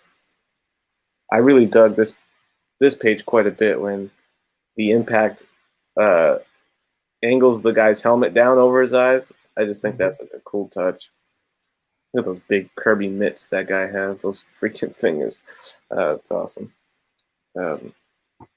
So I enjoyed it. It's, you know, oh, here's my favorite panel, by the way. Him weaving through traffic with an aerial view. Almost reminds me of like Frogger, you know, the arcade game. Nice Frogger view of him weaving through traffic. I really love that. That was well done. Great way to show that. Great speed lines of him going through traffic. You know, a well-drawn book. I'm always going to think that a Kirby illustrated comic is going to be above average. I don't know what Kirby book I'm going to come across that I'm going to give it below a 2.5 because, you know, even on his worst day, I still think he's an above average comic book artist. So bearing that in mind, this isn't his best stuff. I think a lot of missed opportunities, and I think just speeding through to a deadline. I'm not sure how old he would have been, and if he was drawn in the 40s, I mean, is he in his 60s? In the late 70s? 80s? 70s? I don't know how old he died. 60s, I think. Yeah. 60s. Yeah. So, you know, he's getting up there in numbers. I'm sure, you know, I doubt he's knocking out the page. You know, he's famous for his prolific page numbers that he can put out. You know, I don't know. So, not his best stuff, but still great Kirby artwork. I'm going to give it, you know, again, I'm not going to compare it to other Kirby work because that's not fair. I'm just going to compare it to the stuff that we've seen. And 3.5, you know what, fuck that. 4. I'm going to give this a 4, man. Because I'm thinking of the game of deduction. There's missed opportunities, but there's not many bad panels. So I think penalizing it 1.5 is too much. I think this is a 4 inside. Boom. Okay. That's fair. Thank you. Gino. Oh boy. Well, it's time to make some more enemies, I think. Is this another Kirby power dump? Yeah. If the power's in the pen, then I think he ran out of ink. I just think of, you know what I think of? A number when I see this book. 72 hours. I bet he knocked this book out in 3 days, if that. This seems like a speed run from him, and which is weird because it's like a pet project of his, right? So he has carte blanche to do what he wants. So I could be completely wrong, but it looks like he just rushed through this book. I mean, there's a couple really good things in here. Let me start with some positives. Let's see. I actually had some page numbers marked here. So page 6. Okay, I really like this panel up here where he's putting his arm back in. Oh, sorry, I got to hold it over further. Like right here, it just shows. I just love the way he shows. He has a really good command of distance, like I said in the cover, and also highlights the nice square fingers, of course. But I like when he does panels like that, and that's, I think, where he looks the best when you don't see his full body, when you see Machine Man there. Where's another one here? 11.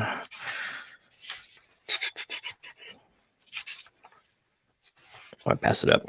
Basically, as goofy as the situation was, him lifting the tree looks awesome.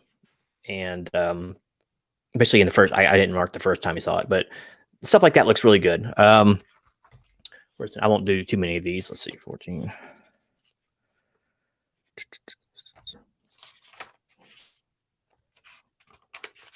Where they're sitting in traffic right here. This looks really good. Like the distance between the cars, the car size looks good, except for the freaking toaster. That's the van. That's not even a Volkswagen. I'm not sure what that is. Someone else said a Yugo. That could be. That looks good. Back then, I don't think. Good background, good detail, lots of passengers in the cars, different makes and models. I like that a lot. That's good work there. Let's skip pretty far up there. Where was it? 26. Oh, I like this scene a lot too. It's even though the soldiers aren't very detailed, this fire scene looks awesome. I think you got guys in the foreground, you got guys in the midground, you got guys all the way at the front by the fire, and they're silhouetted out. I mean, that looks awesome. I think.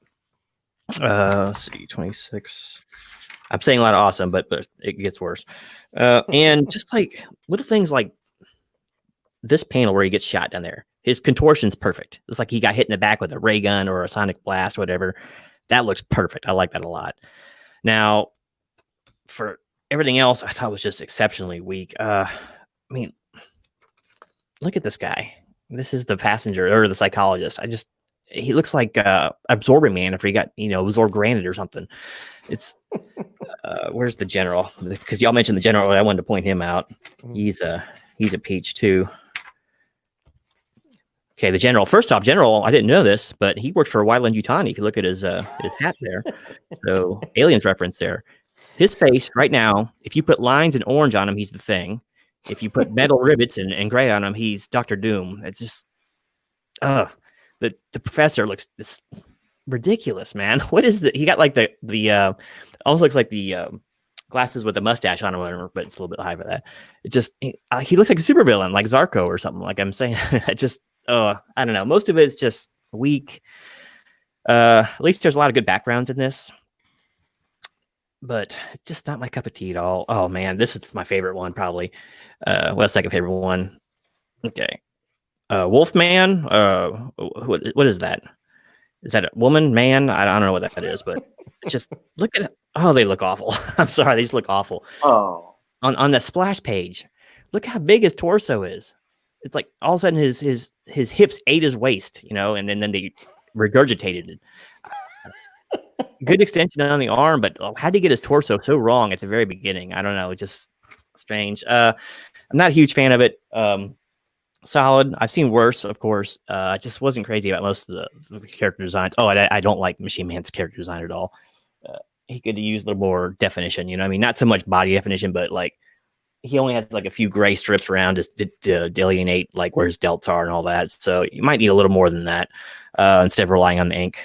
But I'm going to give it a 2. I was going to lean toward 1.5, but I read it twice basically, and I looked back a little closer at some of the artistic license he took with the panels, and there's some creative, cool panels in there, and I don't want to ding them unnecessarily. So I'm going to give it 2. Didn't really tickle my fancy, but it's decent, almost serviceable. Well, thank you for sparing Jack the King Kirby of your 1.5. We appreciate that. We'll give it a 2. So far, at least. That guy was. And you couldn't tell if he was a man or a woman. Genome would have definitely been that parent in the 60s of, cut your damn hair. Yep. Oh, I would have. Damn hippie kid, you look like a girl. You should see my pictures. Like up till I was 25, I had hair like down to basically the small of my back. It was crazy. Like when I was doing the band stuff or whatever. All right, Miracle, you last up, brother. Let's see where we've kind of got. I don't think it was a home. I think I gave it the highest grade. Did I with the 4? Yeah, 4. Yeah. So. Not a home run, but not, what do you call it? Not flawless. Genome's on the other end. Where does Miracle sit on the interior art of this book? The floor is yours, sir. All right. So this is definitely a case of the interior art being much better than the cover art, right? It's like you nailed it with that. The way Kirby always gives you the big splash page, right? it's almost like you always get a double cover with a Kirby comic, right? Like Yeah, you nice. get a cover and then you get your next cover all the time. Man, by this time, this guy's been doing this for since the 35 years or so. He's been, illustrating comics, and you got to think of all the time he spent as a kid learning to draw, and this is his superhero style. And I say that because, like, if you ever go back and look at some of the comic books that Jack did, like love story comic books and teenage love and stuff like that, he had done illustrating a whole bunch of those things. And if you look at the anatomy and everything in those books, they're spot on. Like, you realize that Jack absolutely could draw like realistic, photorealistic stuff if he wanted to. But I've seen an interview with him where he said, I developed this style, a very fantastical style to draw comic books in, because I'm telling very fantastical stories, which always, comes right out in all of Jack's work, right? Especially the 40s, 50s, 60s stuff was just, superhero wild. People had never seen a comic book in that kind of style before. So over the top, such big, intricate backgrounds and space and all kinds of things like that made Jack the king, the famous one. Like, he became the master of all comics, especially like just his career took off in the beginning of everything. Right? Coming back to this, you can see that again. The problem with Jack, I think a lot of this dialogue is unnecessary because he's such a good storyteller with art. And we keep coming back to that. Picture a machine man lifting up this big oak tree. He didn't need the dialogue in here that's like, hey, he's lifting that gigantic heavy tree. It looks like he's lifting a gigantic heavy tree. We don't need the extra dialogue in there. Jack does a very, very good job all the time of conveying, a story through his artwork. He's always been good at it. I know some people don't like this stuff, and yeah, perspective-wise, stuff can get a little bit weird when you're talking about Jack, but it's weird, but you're looking at it and going, it's weird, but it's right. Like, how does this guy get this guy to stretch his arm way out with this one big finger and still look right? He knows how to do all the action shots, how to make things look fast, how to do or look heavy, or making a guy look like he's getting zapped. I think my favorite panel in the entire comic, though, is the one of him walking straight down the wall there. I love that panel. Yeah. It's just so cool. I'm like, oh, awesome, Jack. Good one. Right? But his artwork definitely comes out. And the characters, like Dave was saying, the Doctor looked weird and stuff, but that's Kirby. Kirby draws these guys specifically weird in that manner to be his style, right? Like, every artist is going to have their own style. And this is just what Jack picked to do comic books with.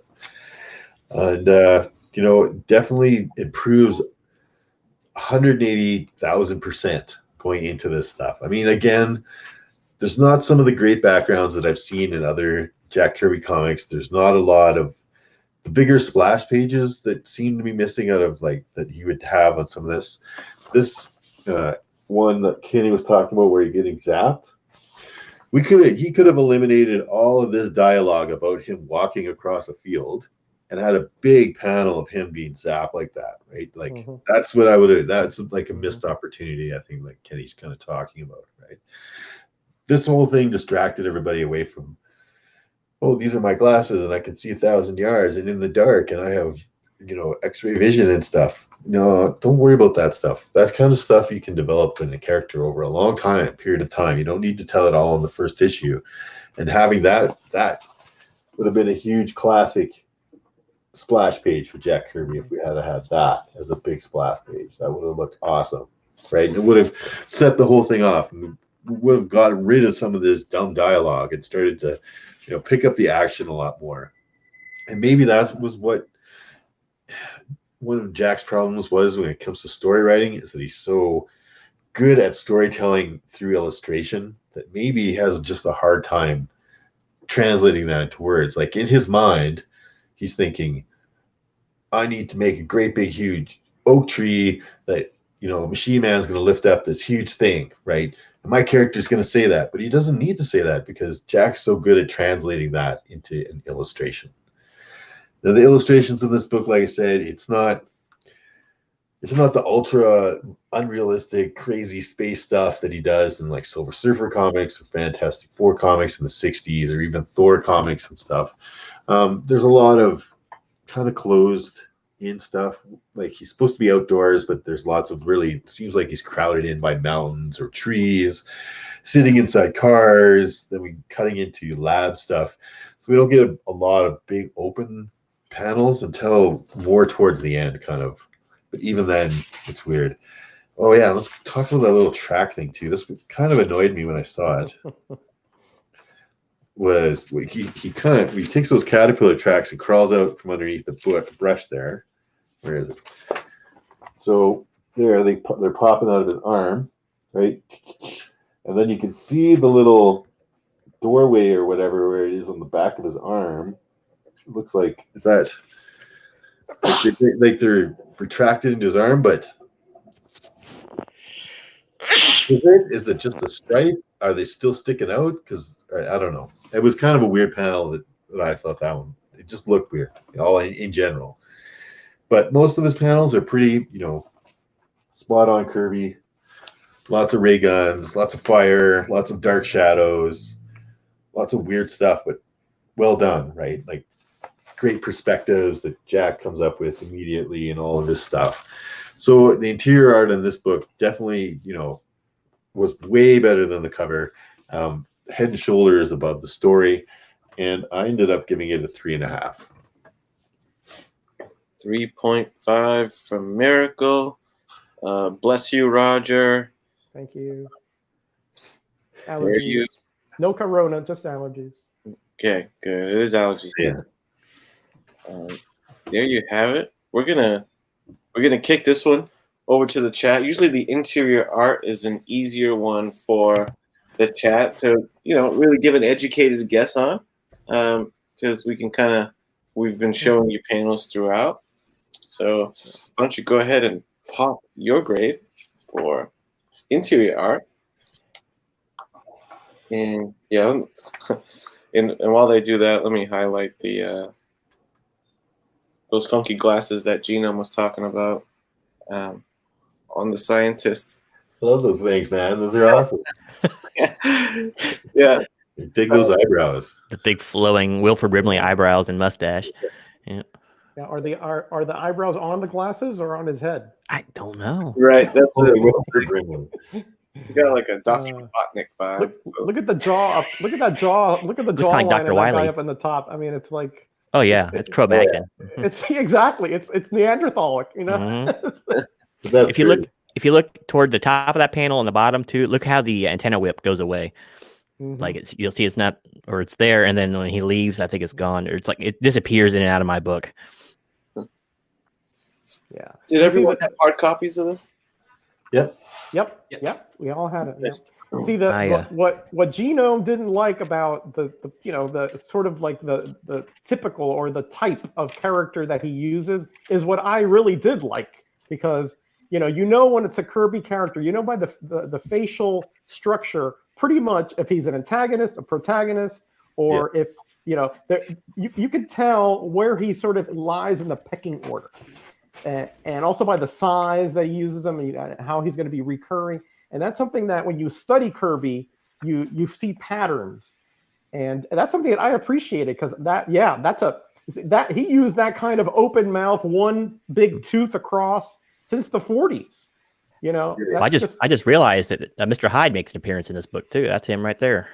It looks just like Mr. Hyde. But I was actually wondering, does he have tracks like in his legs and groin area too? Because if not, he's dragging really badly.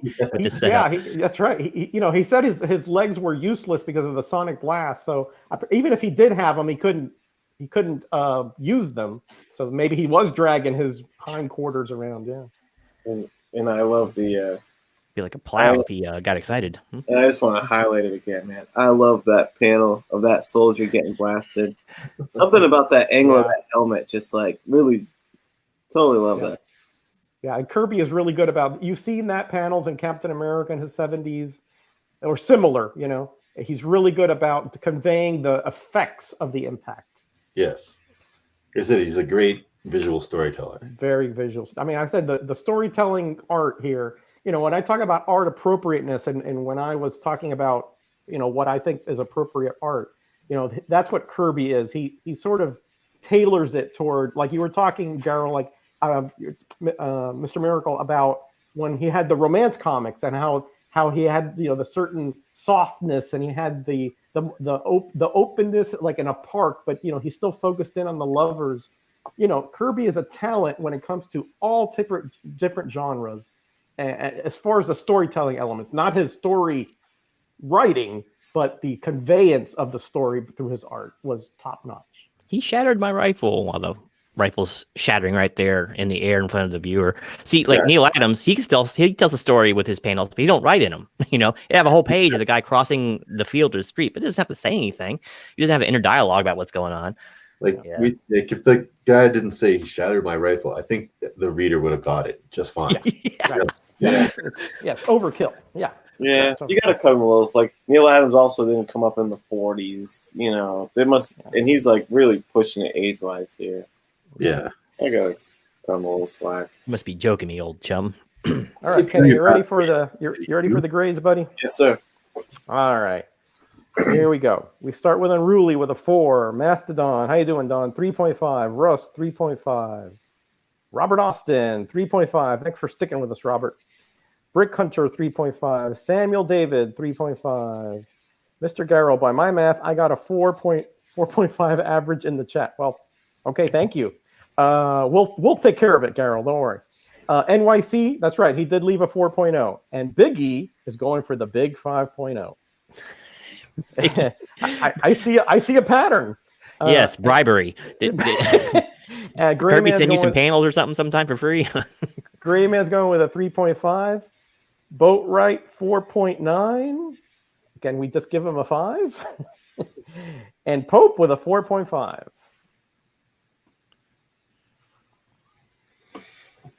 All right. That will bring us to a grade of 4. Wow. Good deal. Wow. 4. Looks like Kenny is the hot one tonight. Yeah, he's got his finger on the pulse of the chat tonight, that's for sure. Yeah. And hey, Mastodon, I don't think I shouted you out. What's up, man? Great episode of Inquiring Minds with Haya Lucha Libre, Highly Comic Bro, and Conquistador Javi. If you haven't checked that out and you want to get to know our boy Mastodon a little better, go ahead and check out the recent episode of Inquiring Minds. Cardstock variant go to you as well. All right, we're gonna just rock and roll right to the next, our next category, which I will be the first on.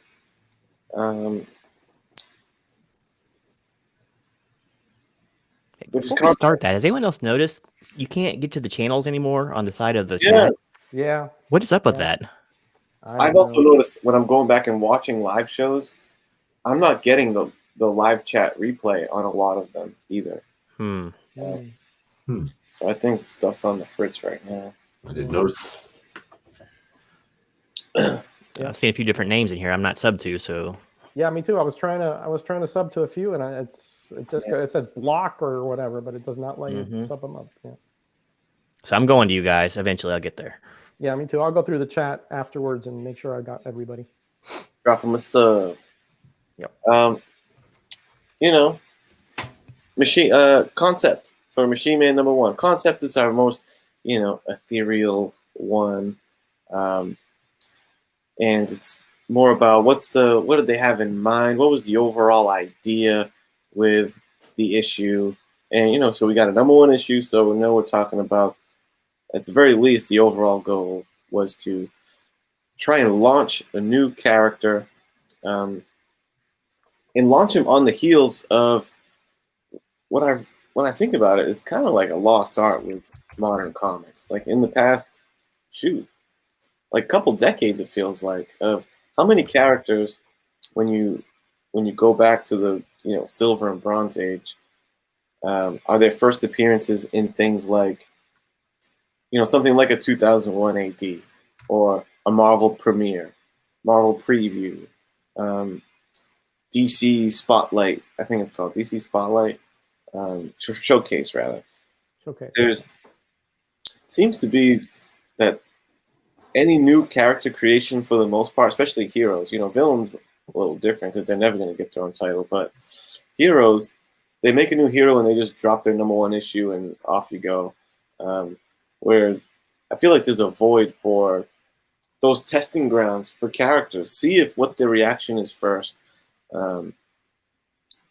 Anyway, it might be a little unrelated to this particular book, but just in general, just made me think of like, yeah, why don't they do that as much anymore? Let's bring back a Marvel premiere. I know they did for a little while, but they didn't use it the same way to try out characters, basically. So, they dropped, I think it was like a 3-issue story arc in 2001 AD of Old Machine Man. They introduced the concept enough that they said, okay, now we know what we want to do with this guy. Then I imagine they got some kind of reader feedback. And there you go, Machine Man #1, launching a new character. Like I said, I love that. If this is the premise of the book, which I think it is, I haven't gone on to read further issues, but if that's the premise, the tagline they gave us, that they made him in their own image and then condemned him to death for it, basically. It sounds like a tragic story. I always like my heroes with a little bit of tragedy to them. And like I said, the way I was reading this guy, of the almost like naive robot who's he's trying to behave in what he thinks is human, but he doesn't realize how off he is on that. And it would be cool. It gives me the sense that this might be his journey to that, to figuring out what it is to be a human. Meanwhile, dealing with all these soldiers and these forces on his ass, and he's got to use his machine prowess to handle that. Sounds like a good time. Sounds like a good concept to me. I think at his age, I'm surprised they would even put it on Kirby to say, hey, you want to edit, write, and illustrate a book? I mean, I don't know if that was Kirby's call, but why not just let him do what he does best and team him up with a writer? You probably would have got a better product. So, again, I don't know if that was Kirby's call, but even if it was, someone should have stepped in and be like, look, dude, you're at like retirement age. Just draw the damn thing. We'll have someone take care of writing duties. I think it would have made for a better product. So, overall, pretty good. I think this character is ripe for being modernized and reintroduced. Machines, or nowadays more like technology, is like so much embedded in our lives, and I think you could have an interesting Machine Man now. So I think if the concept still would hold to today, it must be a good one. I'm going to give it a 3.5 for concept. I like the attempt. I thought it was good. Okay. But put that in the history books, Gino. 3.5, Kenny said on this day. Consider it scribed in, my friend. Thank you. All right, so my turn, is it? Yes, All sir. right. Okay, so concept. This gets easily the highest score for me. There's something to be said for, especially in taking a golden oldie like Kirby, who's basically a trailblazer, right? There's something to be said about giving full creative control to someone who's proven himself in the past, for the most part, to basically, like I said, have carte blanche on make your character. I mean, the character was already kind of established before, but I mean, here's the character you have to work with. Make it your baby. Do what you want with it. We're going to give you a whole series. Run with it. Let's see what happens. Make babies? How does that happen? Well, Machine Man has different parts there, and even by that track that doesn't come out, yeah. Well, so when he lays track, he really lays track. But so yeah, the book gets that right. All right, so I can see the meeting now is like Jack just raises his hand. Hey guys, I got an idea for a book. Here's what I'm going to do. And they're like all nodding their heads, like, yeah, sounds good. Who's gonna write it? I'll write it. All right, you can illustrate it too? Yeah, sure, why not? Right. So I don't know. It's like, oh, here you go. Here's a book, and take it and run with it. So yeah, it's a #1. It's a relaunch of a a really obscure character, right? And that's not new, but it was kind of new and innovative how they did it here. Like I said, it's a one-man army. This is all Jack Kirby, for better, for ill. This is one man's complete vision from, this is, you don't see too much out of this except for like kind of Byrne and things like that, or Claremont, but I don't know. It works. It's why I don't find the product good. I think the idea is sound and solid. And I think a lot of books would probably be better for it. If you get guys talented enough who can do their own illustrations and who can write a good 3-part story, I think it makes a person very invested in a character if you're going to offer them a series. Now, obviously, they can't keep up with that pace the entire time of the run. They can't illustrate everything themselves. And McFarlane did that for a long time, didn't he? With Spawn.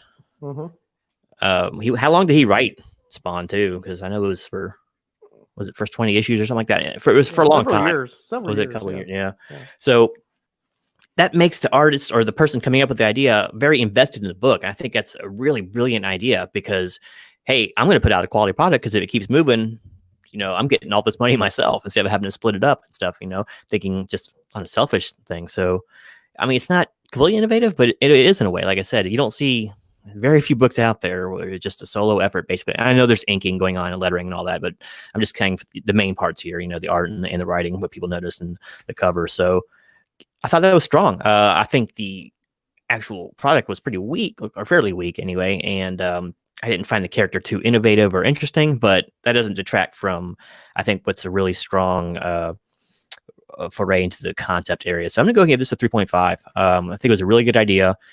The only thing is, I think maybe Kirby had so much clout or people were afraid to tell him, hey, look, man, this is not a good idea what you're writing here. Maybe we can tighten this up. Even do some uncredited rewrites, take a friggin' intern or something and, and say, hey, look here, give me a couple pages of dialogue here and maybe we'll credit you later on. But yeah, so 3.5, I'd say that's definitely the strongest aspect of this book is the concept of it.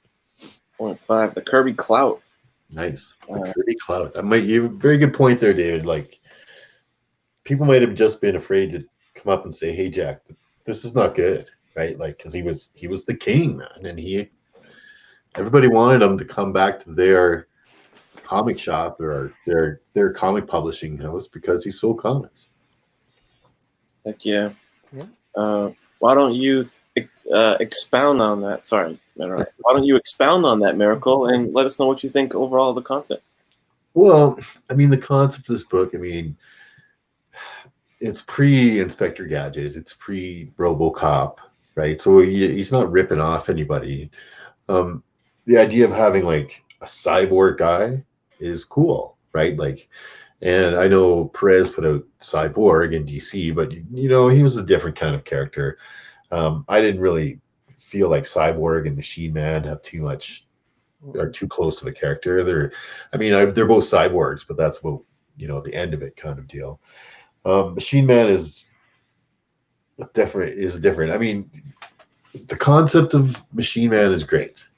I really like, this guy is, an experiment from the army, and he's this crazy robot guy that can do anything, and he's so good. He's got tank tracks in his arms. Like, that's how good this guy is. Anything you need, right?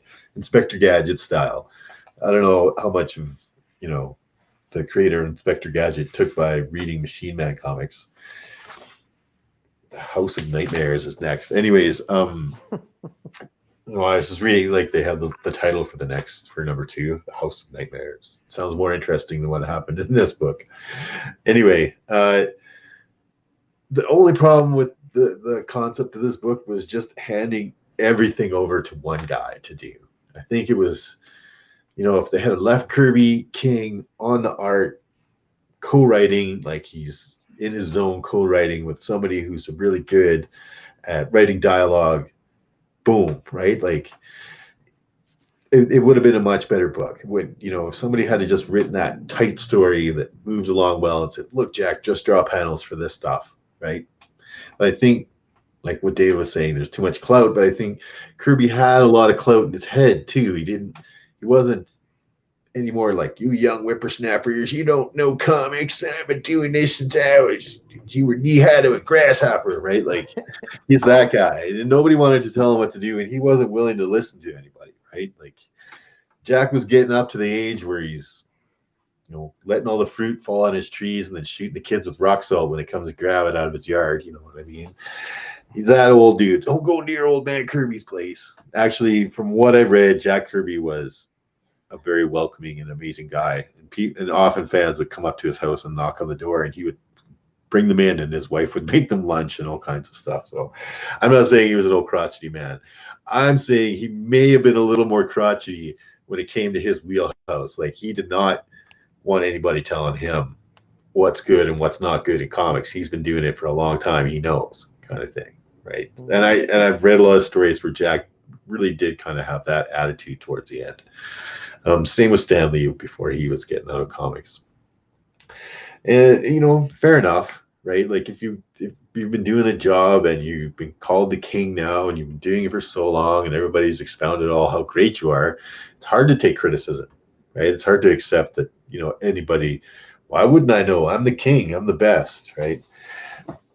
But the concept of Machine Man in general, again, Jack being the big picture guy, was good. It's good. It's a cool story to have a cyborg guy, right? And obviously, television shows like Inspector Gadget or the Terminator or RoboCop or whatever prove that there are all these things that people like robots. Boys like robots. Jack is good at picking up what kids like, and kids, young boys like robots. Who doesn't like robots? Young girls like robots too. Don't get me wrong. I get my nieces robots. They're fine. But he knows what kids want, and but when you're a guy our age and you come across a story like this, it just ruins it, right? Like, it's just like, why couldn't you just have somebody else write it, Jack? It would have been so much better. I did manage to go out and get issue number 2, right? I'm going to read that next. The Nightmare one. That's the next series. Oh, really? Yes. It's so much better written. Yeah, it is. That's the mini series, which is really good. Teasing. I know it is. I know you know it is. You guys are just trying to be enemies. Anyways, concept-wise, like I say, great concept, Jack.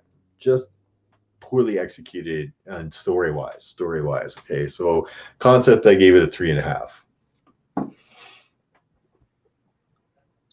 3.5 from Miracle. Mr. Metarod, what say you? Well, once again, Miracle has kind of stole my thunder, because I kind of totally agree with him at most of his points here. I look at the concept here from kind of 2 converging roads. You had Kirby, who was, with Marvel, and Joe Simon before that on mainline Harvey and all that. And then he went to DC from Marvel, and he got all the Fourth World stuff, and he had a lot of creative freedom there. And then Marvel wanted him back, so they gave him, again, more creative freedom. And he started in the 2001. He started like his own little fourth world here, in a sense. But 2001: A Space Odyssey, he had some really outlandish ideas in that one. You got to read that 10-issue series if you want to see some really far out stuff. But some really cool art, though. And then he started this character in issue 8, and I guess he wanted to graduate him to his own title, because sort of 2001 had played out at that point, or maybe they lost a license or something. And so they bring him out, and I think the character at the time when I was reading this, I thought he had a lot of potential. I really did. He kind of was in a situation kind of like The Fugitive, if you're familiar with that 60s drama, where he was unjustly accused. In this case, he's unjustly judged as the other 50 models before him. But since his father was a psychologist, he sort of grooved him, and he showed here that the environment can really meld you into who you are. But his father was killed, and even his name sort of progressed. He started as X-51, then he went to Mr. Machine, and then Machine Man, and then he just started using an Aaron Stack identity, which is the son of Abel Stack, his father. So there was a progression here of the character, and then there was a progression of Kirby trying to take this on, along with some other titles. And I think that's where the concept for me gets a little bogged down. because you had Devil Dinosaur, Captain America, and Eternals, and this concurrently, and I think it diluted this just a little bit. Which we were talking about how sometimes the art looked a little rushed here and there, and obviously he didn't work on the dialogue to me to any great extent. So I wish, like Miracle said, they would give the writing chores to maybe like a Steve Gerber or a Doug Monk, somebody who had experience in sort of internal monologuing non-human characters and humanizing them, and that's really what this story is about. It's the differences or the dynamics, the polar opposites that man and machine are. And in this story, the machine is really the more human, and the humans are really the more robotic, or not looking at all the facts. They're just if the rule book says you do A, you do A, regardless of the circumstances around it. And that kind of concept, that kind of dark, heavy line down the middle, if you cross this, you're dead. If you don't, you're alive. It kind of rubs me the wrong way because it's so out there. It's so apparent, Is this a fugitive kind of clone, or is this a play on the dehumanization of humanity?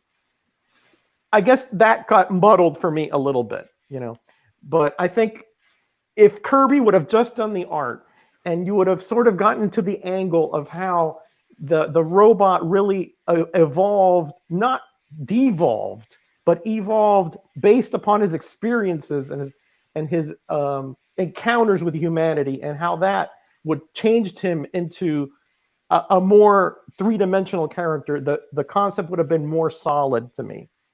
So I can't give this that high a grade because it's just a little too muddled. And if things had changed up, if they had done a little bit of editorial, perhaps courage, and said to Kirby, okay, you got 3 comics already that you are headlining. We don't think that's a good idea for you to do everything on this one. We'll give you Royer for the inks, and we'll give you Gerber for the dialogue. That would have been really a home run here. And I think it played out because this only lasted 9 issues. Then it was canceled. Then later on, Ditko took over, and that was kind of a mess too. So I can't give this a 3.5. I still think the character is solid. I think that the graduation from 2001 was a good idea. I just don't think it had the right creative team on the writing aspect. And again, I don't think that the direction was clear enough. It seemed to be going kind of one or two ways all the time. So for that fact alone, I give this just a little bit better than serviceable, a 3. Am I talking too much? Am I not leaving enough for you guys to talk about? Something else I was thinking about too. This might be some of the guys down at Marvel letting him cut his own throat a little bit too. They might have saw the writing on the wall and it's like, this is going to be awful. This is not going to sell. This will bring him down a peg, or maybe ease him out the door without us having to do it for him. Mm-hmm. Conspiracy. There's always one going on. Interesting. Good job, guys. Chat, thank you so much for hanging with us. We're still going about 30 strong in the chat. Thank you. So let's chat. Why don't you go ahead and pop your concept grades in there for us real quick. We're going to do our new lightning round version of the overall grade. We're just going to, once we get these concept grades from the chat, to see who was right on the panel. She made a great character. I'm going to give you a quick couple sentence summation with our overall grade. Then we're going to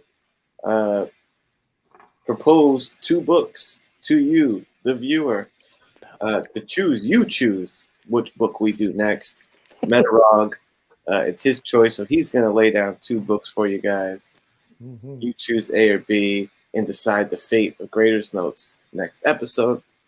And that'll be this edition. So welcome, Alex Big Blue. Nice.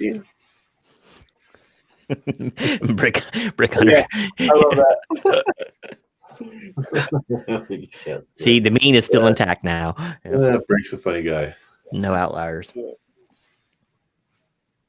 But man, I like the concept of this book. I like the concept of this character. You know what I mean? Like Machine Man's a good character. Oh, his mic's so hot, doesn't even want to hear us to hear it. You can do this in mime. That's how hot he is. No wonder you guys have been answering me. Fuck. Anyways, Machine Man's a great character. I mean, there's nothing wrong with him as a character. He's good, right? I like Machine Man. It's just not in this story. Like, he could have done so much more. Why did he make him fight a tree? Yeah, no. All he needed was the one-armed man to come be the protagonist, and then Yeah. you know, I think it'd have been cooler if he went the direction of Machine Man discovering his powers and everything on accident. You know, I like to see him as amnesiac completely. Like the whole process wiped his memory, and then he just wanders around and sees someone in peril, and like instinct takes over. All of a sudden, he accidentally reaches out and grabs the girl. I can do that. Awesome, you know. Yeah. I think that'd have been so much better. Yeah. How can I get through the traffic? All of a sudden, roller skates pop out. You know. Yeah, something like a personal mystery would have been really good. Like, you know, who am I? Where did I come from? You know, why was I created? You know, what is it? What is my background? What was my purpose? You know, something like that. Something that really ramped up the mystery and the exploration of the character would have been great. Or I'm going to hunt down the bastards that did this to me. You know, more of the Johnny Five sort of storyline, right? Forgotten, hunted. He does kind of. I was wondering when there'd be a Johnny Five reference in here. All right, you ready, Kenny? Yes. All right, here we go. Looks like some pretty good grades here. Green Man with a 4, Steve Whiting with a 3, Mastodon 4, Ryan with a 3, Biggie Shack with a 5, Robert Austin with a 3, Boatwright with a 4. I don't know if that's a 90. I don't know what Chad's doing there. Yeah. Brick Hunter, I don't know what to do. 1.0 just to average down. He's 5. I don't know, Kenny. You do what you want with that one, buddy. Garrel with a 4. Chad with a 3. Thank you, Chad. And Pope with a 3.5.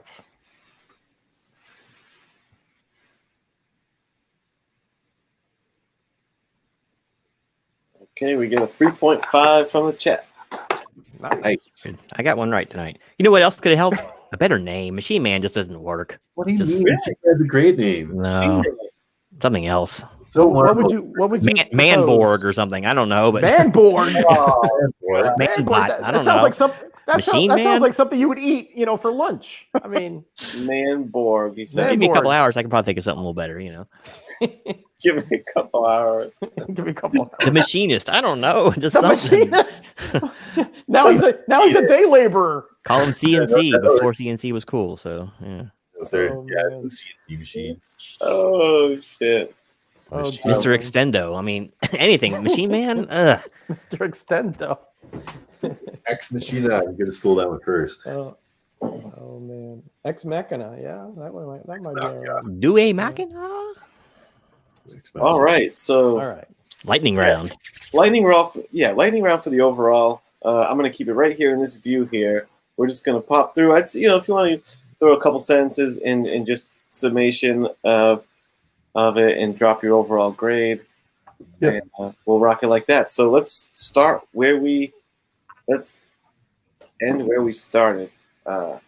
Gino, you're up, brother. Give me 1 second. There we go. I had to answer. All right. So let me get my Get your spreadsheet.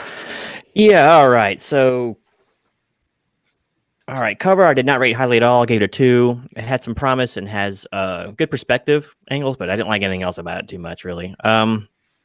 The story was really, really weak, oddball and stiff, and just wasn't to my liking. I did like the mysterious aspect of the character just a little bit, and there was obviously some intrigue going on, but it wasn't enough to save it, so I gave it a 1.5 for interior art. Felt the same as I did the cover. A lot of missed opportunities. Way too much dialogue covering up, which could have been nice action pieces. Gave that a 2 as well. Concept, gave it 3.5. I think it's a really good concept. making a guy solely invested in his own run is kind of innovative, and it really leads one to really care about the product they're putting out. Well, they should anyway. So I gave that 3.5. And overall, mean average for me was actually like serviceable 2.5. I'm leaning more towards 2, but I'll go ahead and give it 2.5. Let the math speak. So serviceable right down the road, 2.5. 2.5. Serviceable. Mm-hmm. Okay. Use that word a lot this time. I forgot to mark it down. Yeah, at least 5 or 6 of them. Yeah. That's my first. Oh, I know. I was slow on the draw. I could have had so many opportunities for my serviceable, but Serviceable. sorry about that. I snuck one in there. Okay. What you got, Miracle? Motor. So, like I said, I like the concept of Machine Man. I think the character is good. As a matter of fact, I think the character is good enough that he's going to, like, I kind of spec'd on this book a little while ago in the idea, this is the first appearance of Machine Man, in the idea that Paul Bettany is coming to an end with Vision, man, and Marvel is going to look for a character to replace Vision in the MCU, and it is going to be Machine Man. I guarantee you that it's going to be Machine Man. And that's here nor there with the concept of this book. Just the concept of the character itself, I think, is strong enough that, you know, that's my bet. He's going to be Vision's replacement. Anyway, overall, this particular issue, it really kind of pulled me in two directions, man. Back and forth, back and forth. I was good with the art. I was bad with the story. I was good with the concept. I was not so great on the cover. Kirby is great and not showing it as much as he could possibly in this thing. So I went serviceable. It's a serviceable kind of book, I think, right? So we put it in yeah, overall, I marked it in at a 3. 3 from Miracle. Okay, overall. Roger, what say you on the overall? Yeah, I mean, I kind of see where you guys are coming from. I kind of was thrown in 2 different directions, and well, you know, I think the cover is actually quite good. It does the job that it's supposed to do. It's striking. You have a great big figure here. You have a Kirby with those strong lines, great inking. I think it's effective. It gives you a good sense of what to come inside. That's a 3. The art, I think, was very well done. You know, Kirby, as we know, such experience. So he knows how to draw action. He knows how to tell a story visually. You know, much grades above most artists nowadays, or even in the past. Again, there were some proportion issues, some things he cropped in, and there were some funky little errors with the backgrounds and the distances. But man, as far as the art, visually appealing, it is off the charts good. 3.5. Story very weak to me. I didn't get the humor that Kenny was talking about. To me, it sounded like they were trying to make forcing a robot to sound like a human sound like a robot. So it just didn't work for me. It was very stilted, very wooden, very distracting. It didn't flow at all. The art really carried the story, so I did a 2 there. Concept, again, you know, I agree. The character's a lot of potential. He has all the different attributes to really become somebody that we can really, you know, want to root for. I just think that having Kirby do all of this was a little too much, and that sort of dictated the bad grade on the writing. But if with a slightly different setup with the bullpen there, I think this could be, like Mr. Miracle said, a really good character even in the movies. 3. So overall, I mean, I kind of teetering between a 2.5 and a 3. I just think the art is just so strong. The writing usually gets a little bit more emphasis, but in this particular situation, because the cover and the concept were just pretty good, better than serviceable, I can't give it a serviceable grade. So I give it a 3.0. 3.0. In the recap of my grades, the cover got a 4. The interior story writing got a 3. I was fairly amused by it. Wasn't so bad on my end. The artwork inside got a 4 as well. Or did I give it a 3.5? No, I gave it a 4. Artwork got a 4. Yeah, you gave it a 4. Yeah. And the concept got a 3.5. That averages to 3.6. So I have a decision which way I'm gonna round. I'm gonna round up, brother. I'm gonna round to a 4. I wasn't as disappointed with the book. My summary thoughts would be that you can tell this is Kirby on the tail end of things.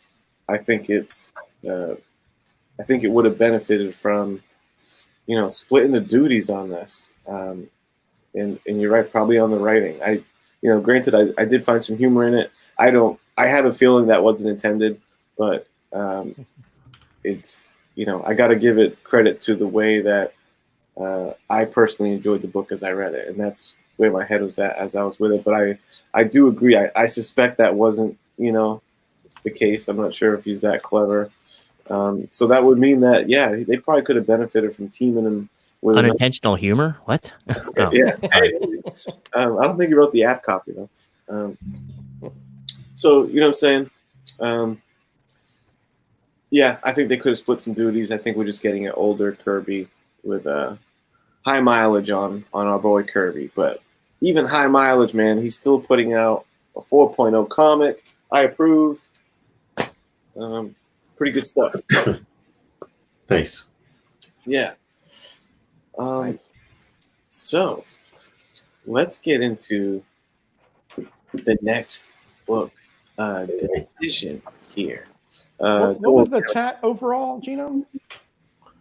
Just Oh, yeah. the record. Yeah, good call. For the record. Let's do that. All right, we got a 3, a 4, a 3.5, and a 3. Ooh.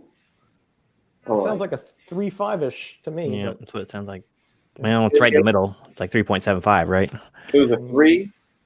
Yeah, a 3, a 4, a 3.5, and a 3.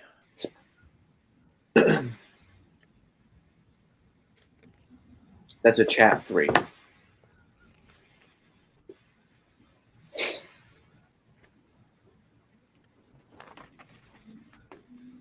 All right, recorded for posterity.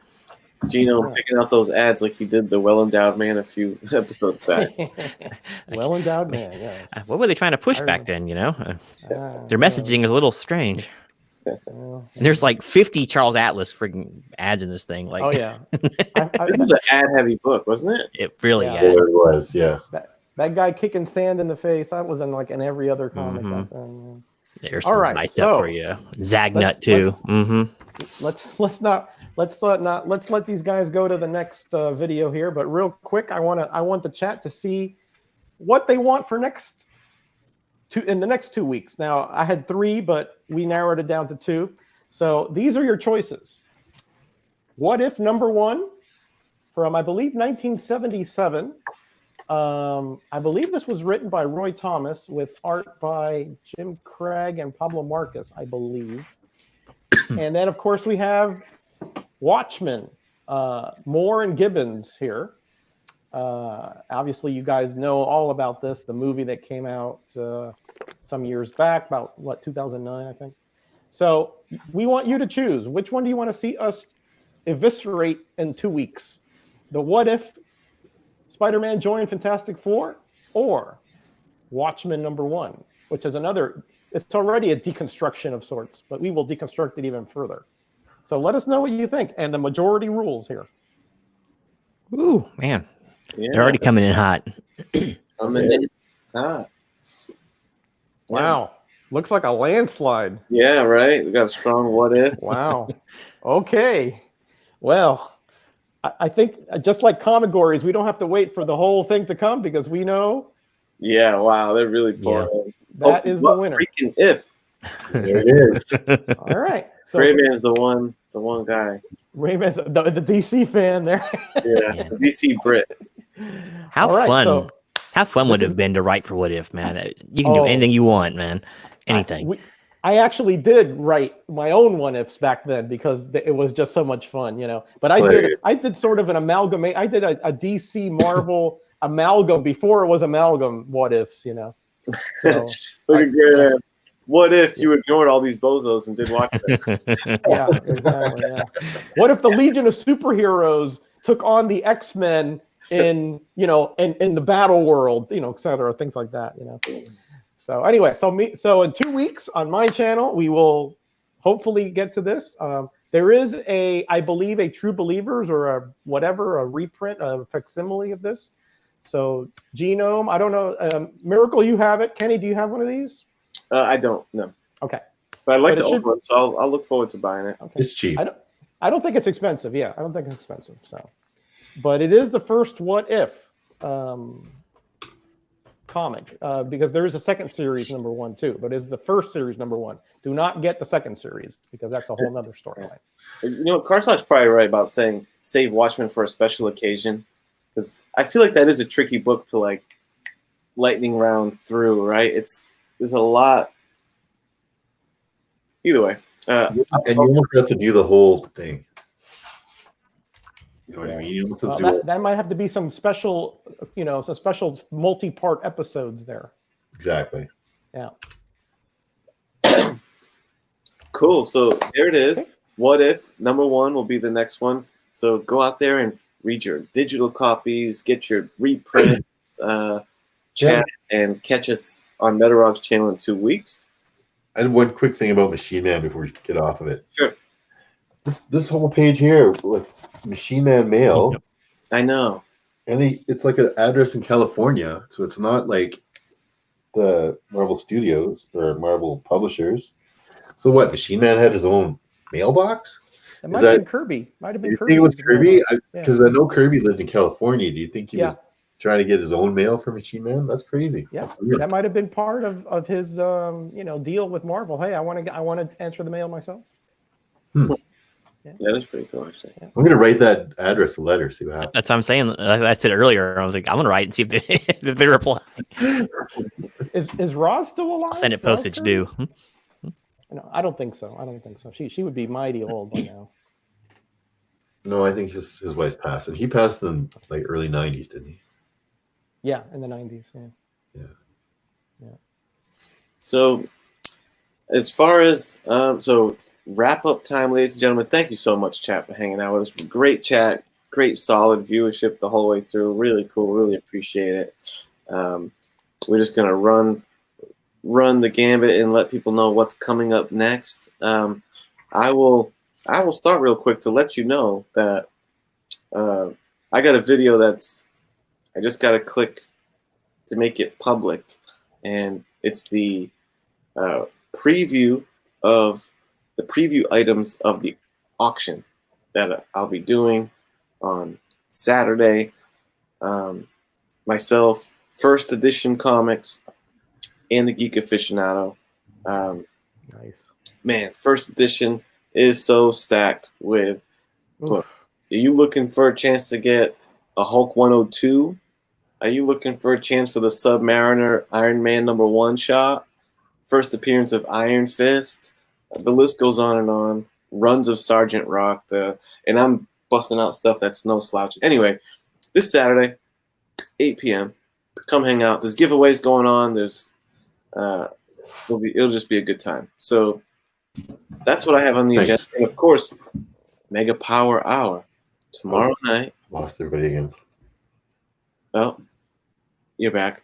Mega Power Hour, and I think I'm going to be opening up an AOK from a very special member of the community.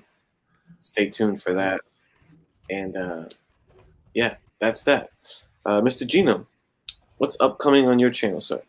Oh, let me properly adorn myself. There we go. All right. So, as usual, lots of random stuff going on the channel, but it's random with a slight plan. Got more, of course, music reviews, comic reviews, movie. I wanted to do another big movie review series, and I think it's going to be Wishmaster, but we'll see. Ooh. And so there's 4 of those. Some of those are pretty rough, but I'm thinking about trying them out. And I've reached out to some other people for interviews, including some other comic pros. Not getting a lot of action right now. People aren't replying much. I don't know, which really seems surprising. It's like usually they'd be out on the convention circuit, but who knows? But anyway, so still reaching out for some more interviews, and I do have an idea for not really an expose, but it's basically a look at wrestling on a independent circuit kind of level. So I've been thinking of doing. I've been talking with a promoter and all that, so I might be going there and talking to wrestlers who are on the lowest rungs and finding out, what it takes to get started and what their lifestyle's like. So just an idea I'm floating around. And I will post it in the chat here if it'll let me. I right now have my 400 subscriber, which I actually got this evening, contest going on. I encourage everyone to go in there and enter. It's the easiest thing in the world to do. You got to make a comment and subscribe to 3 people. That's all you got to do. And you got a chance to win some exclusive artwork like this one that I got from Jared, the yard sale artist. So, and I will also make a video for you. So nice. That drawing will be in about 2 weeks. It's either if I hit 450 subs before then, I'll just draw right away. But I don't expect to. So about 2 weeks it'll be drawing. So I'll post it in the chat. So get over there and enter. And that's pretty much it for the channel. Nice, Gino. Cool. That's it. That is. Yeah. Well, my channel, man. Yeah, you. Yeah, the only thing I got coming up is, I'm going to put out another undervalued video tomorrow. I got that all set up. And, not much plans for anything else. I do have another trivia night all ready to go if Kenny was interested in doing that. Yeah. Which we should invite Roger to do because he got robbed on his last one. That's quite all right, guys. No problem, man. Find some new meat. Don't bring this old fogey back again. No, you're not old fogey. You did well, and we robbed you. You deserve that one. So we'll find you a new opponent. But listen, I've got major ammunition against Bub now, so that is worth more to me than the win because he and I know who won that. You know what I mean? You're a cheater. Yeah. You had Miracle's feet for you. Anyways, that's about it coming up on my channel right now, guys. Cool. Awesome. We have that to look forward to. Mr. Roger? Yeah. Let me show my ugly mug here just so that when I say goodbye. Now, wow, that's terrible. Okay. Kenny, you have your auction Saturday night, right? Yes, sir. But I did want to, I don't want to, it's not on my channel, but on Saturday at 11 Central, I guess that's 10 o'clock Eastern, right? We're having a charity auction for OMG Chris, who passed away last Sunday. And his brother asked us if we could help with the funeral expenses. So it's going to be on the Boy Who Had Seven's channel. So, if you're not doing anything on Saturday, listen, if you don't want to participate in the auction, that's fine. But just come by, say hi, support. Let's get a lot of people there so that we can get a lot of action at least. And I'm going to have about 5 lots to give away. There's going to be tons of good stuff. It's probably going to run like 5 or 6 hours. I'm not going to be there the whole time. But we really want to make sure that, that the community supports Chris. He was one of ours. He was, to me, he's one of the guys that inspired my channel early on with his positive comments. So I want to make sure that he gets a proper burial. And so many of us do support this fine gentleman who has been sick for a long time, and he unfortunately is no longer with us. But he is here in spirit. So it's going to be on the Boy Who Had Seven's channel this Saturday at 11 a.m. If you have a little money, or even if you don't, come on by and say hi, support the community, and be with us there, because we're going to have a lot of panelists, a lot of people auctioning stuff off. And we're just going to keep like a tribute to him as well. So we'd love to see you there. My channel, I'm not going to talk too much about it. Tuesday, I'm going to have some kind of special video out or so. And then Thursday, I do the roundups. But I would like everybody to at least come by this Saturday and say hi on the Boy Who Has Seven's channel. Yeah, for sure. That's terrible. Yeah, good call mentioning that, man. I just put the link to the boy who had sevens, not only his channel but that specific auction video. Okay, thank you, Right buddy. there in the chat. Definitely check that out Saturday afternoon. Oh man, Matt's a prince, isn't he? Yeah, Matt's all kinds of good guy, man. Yeah. Yeah. Yeah, we're definitely lucky to have him as a member of our crew, man, of our community. So good Yeah, stuff. all the proceeds, by the way, are going to Sean, which is Chris's brother. Everything, every penny that we make, I'm even donating the shipping, the whole bit, are going to him. We already have about $2,000 just in donations. Wow. But we want to see if we can get a little more because to get the cremation, to get the all the different bills that have to do with that is expensive, and he's out of a job, I think, because of the corona thing. So he wants to give his brother a proper burial. Oh, I have an idea about that too at the end. We'll talk about it offline. Okay. Maybe I can do some service here. All right. All right. Thank you so much for that. And thanks for hanging out yet again, chat, panel. Appreciate you so much. We'll see you in 2 weeks on Roger's channel as we dissect What If. Number 1, Spider-Man joins the Fantastic Four. Spider-Man ruins a snatch. There's the big 5.